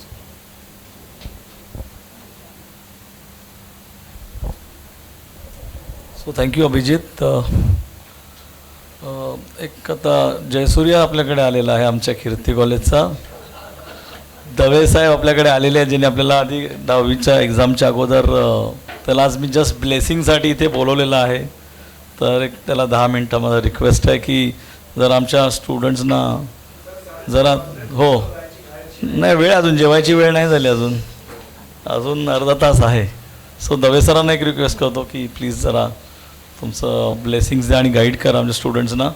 आणि त्यांची जी mind रिडिंगची एक कला आहे त्याची पण जरा करिश्मा आमच्या स्टुडंट्सना दाखवा. मित्राकडनं सगळं वसूल करायला मजा असते.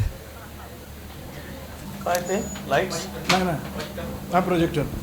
ओके, बेसिकली मी मॅडम सारखा म्हणजे अनुराधा मॅडम किंवा अभिजित सर सारखा करियर स्पेशलिस्ट नाही आहे. तर I don't think I am the authority to say something which career to be chosen, but on the basis of my experience, I will give you only a few practical tips which I feel is very much required.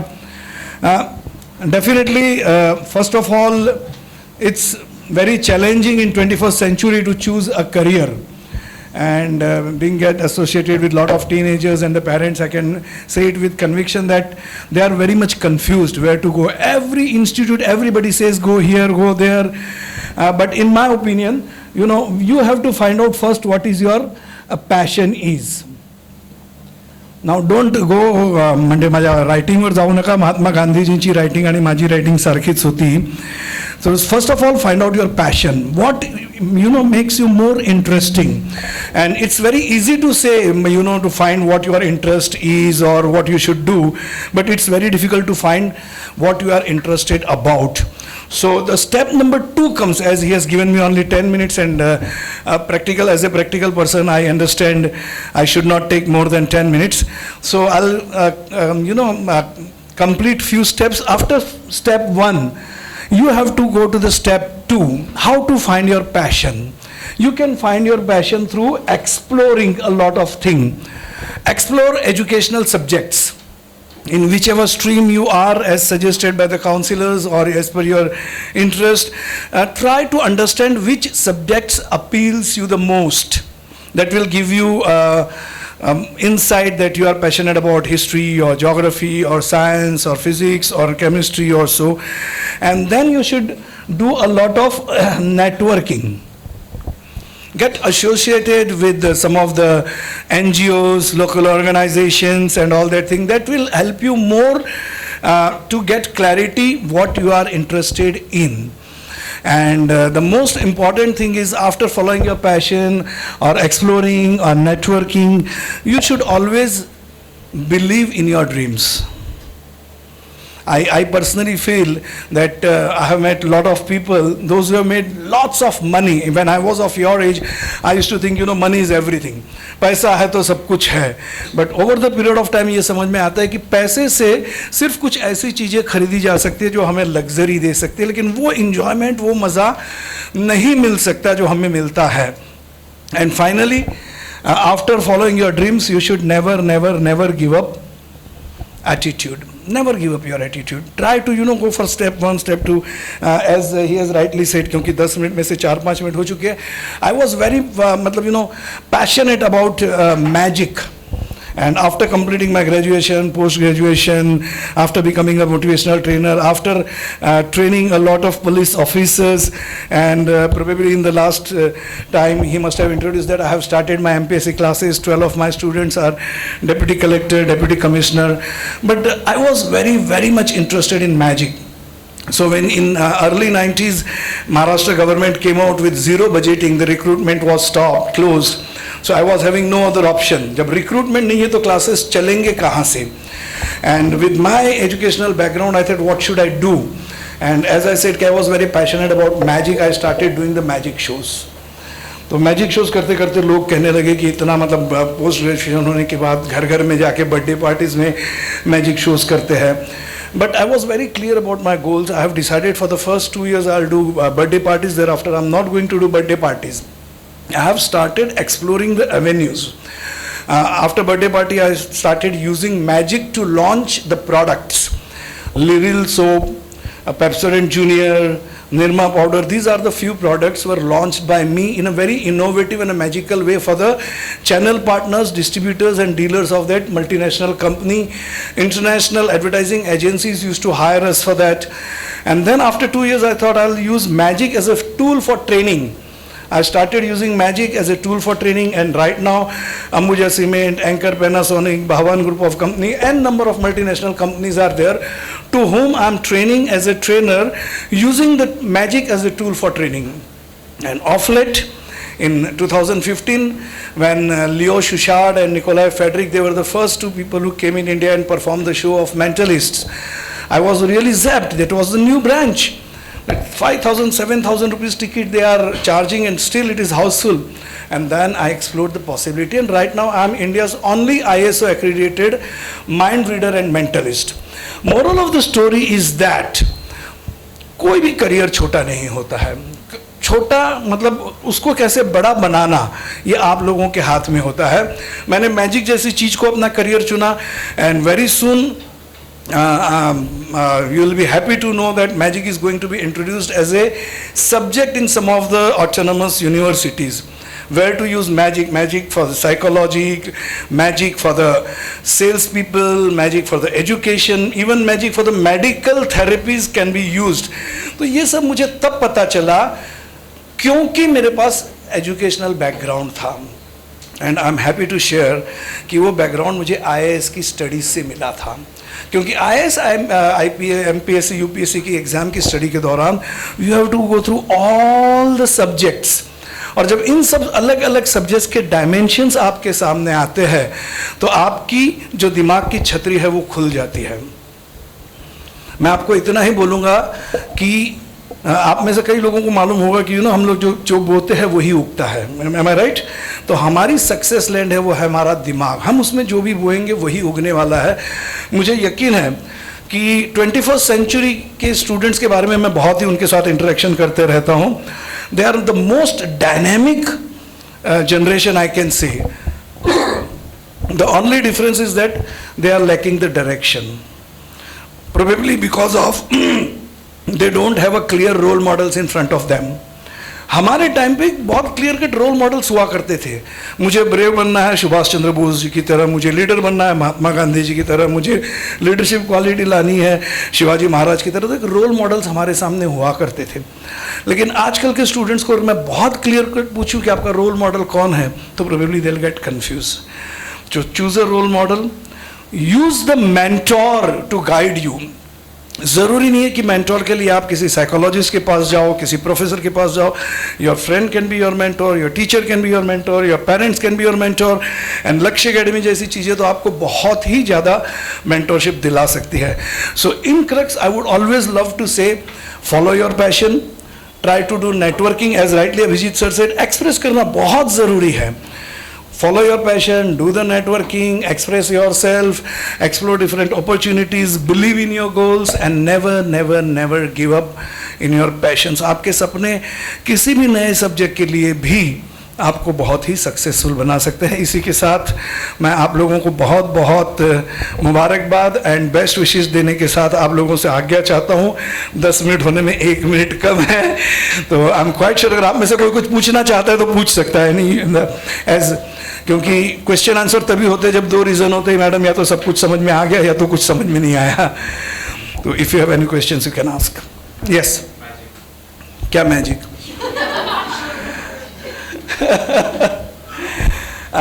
As I said, I'm a mentalist. I'll try to do something different. मैं किसी की notebook use कर सकता हूँ for a moment. आपकी use कर सकता हूँ मैं? उसमें से एक पेज यूज कर सकता हूँ मैं लिखने के लिए. Okay. I have a blank page over here, and let me have something to throw to the audience because I don't want to cut a piece of paper. Okay. हाँ दीजिए. वो गिरेगा तो नीचे गिर जाएगा तो लोगों को उठाने में तकलीफ होगी. हम एक काम करते हैं. मैं रैंडमली अनुराधा मैम आज से पहले हम कभी मिले नहीं है. तो अगर मैं उनसे रिक्वेस्ट करूंगा कुछ सोचने के लिए तो लोग पहले से सोच सकते हैं कि लक्ष्य एकेडमी की तरफ से कुछ सेटिंग किया होगा. नहीं कोई बात नहीं, 2 ही मिनट है, फ्री शो है ना, पेमेंट नहीं है. Ajit is a very very near and dear friend of mine. भले उम्र में मेरे से छोटा है लेकिन the dynamism I have seen and I'm quite sure whether you go for MPSC or UPSC that is your choice. But her individual student से मैं रिक्वेस्ट करूंगा कि एक बार उनको जाके मिलो पर्सनली. ये बोलो एडमिशन प्रोग्राम तो आपकी वजह से बोलो सर मैं आई एम इंटरेस्टेड. फिर वो जिस तरह से आपको एक एक चीज एक एक डायमेंशन समझाएंगे. हम telling you it's out of the world experience to get his 20-25 minutes time. You take your call whether to take admission. लेकिन उसको जाके मिलो sir tell me something more about it. तो बता देगा. तो anyway ma'am, if I'll ask you to think something, people might feel that मैंने कुछ सेटिंग किया हुआ है. तो मैम आप किसी एक जन को लड़के या लड़की को पॉइंट आउट करेंगे, मैं उसको भी नहीं पूछूंगा. और सेकंड पर्सन जब थर्ड पर्सन को पॉइंट आउट करेगा तो मैं उनसे पूछूंगा. और एक माइंड रीडिंग का इफेक्ट मैं बता दूंगा. आप किसी एक को पॉइंट आउट कीजिए, स्टूडेंट को या पेरेंट्स को, choice is yours. Just point out. Anyone wants to be pointed out? Madam ये स्वयं पर नहीं है, किसी को भी Okay.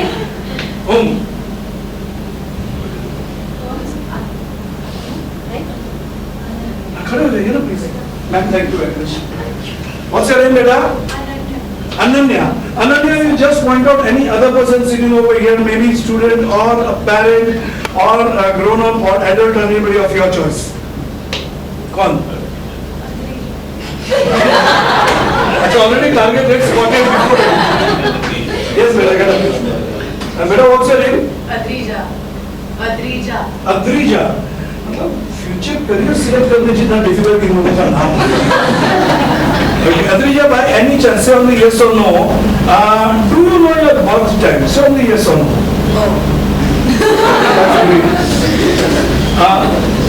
Do you remember any auspicious time of any event happened in your life? Marathi में और हिंदी में बोला जाता है. तो कैसा कोई भी इवेंट, अगर आपको बर्थ टाइम याद नहीं, भाई बहन का बर्थ टाइम होगा, मम्मी डैडी की शादी का टाइम या कोई शुभ मुहूर्त. अच्छा छोड़ दो. Let's go in future. Adrija, right? शादी करने वाले हो?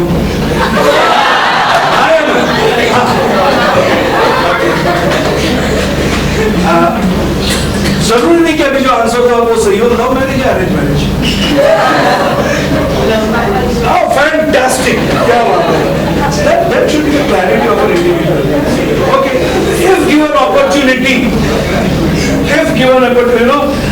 what will be the auspicious time? जिसको हम मुहूर्त मिलत बोलते हैं ना, थोड़ा बहुत उसमें बिलीव करते क्या नहीं? थोड़ा बहुत. Okay, अगर आपको चॉइस दिया जाए कि in 24 hours, what should be your marriage muhurat time in future, in whenever you get married? So think of that time.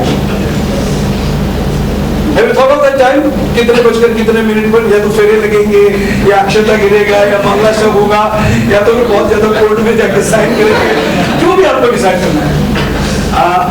Have you thought of that time? Okay. Adrija, right? So marriage muhurat time in future for Adrija, how to spell? A-D-R-I-J-A. Adrija.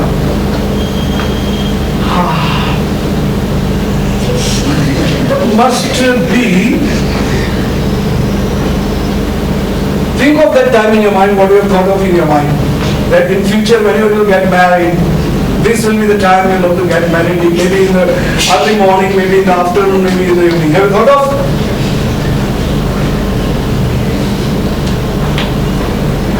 A broad smile, please. To me! That's right. Most probably the time should be. Yes. I have already written the time over here which I cannot change. But many times what happens, many a time people might change their mind and say that so before I show this to everybody, Adriya, I want you, give mic to her. I want you to speak out on mic to everybody. What is the time you have thought of? 8:30. Exactly 8:30? 7:45. So you 8. said 8:30, and ma'am, what is the time I have written?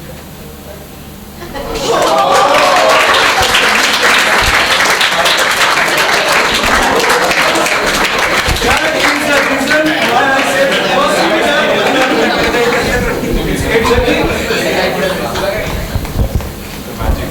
With that, as a friend of Daksha Academy, I sign off and thank you very much.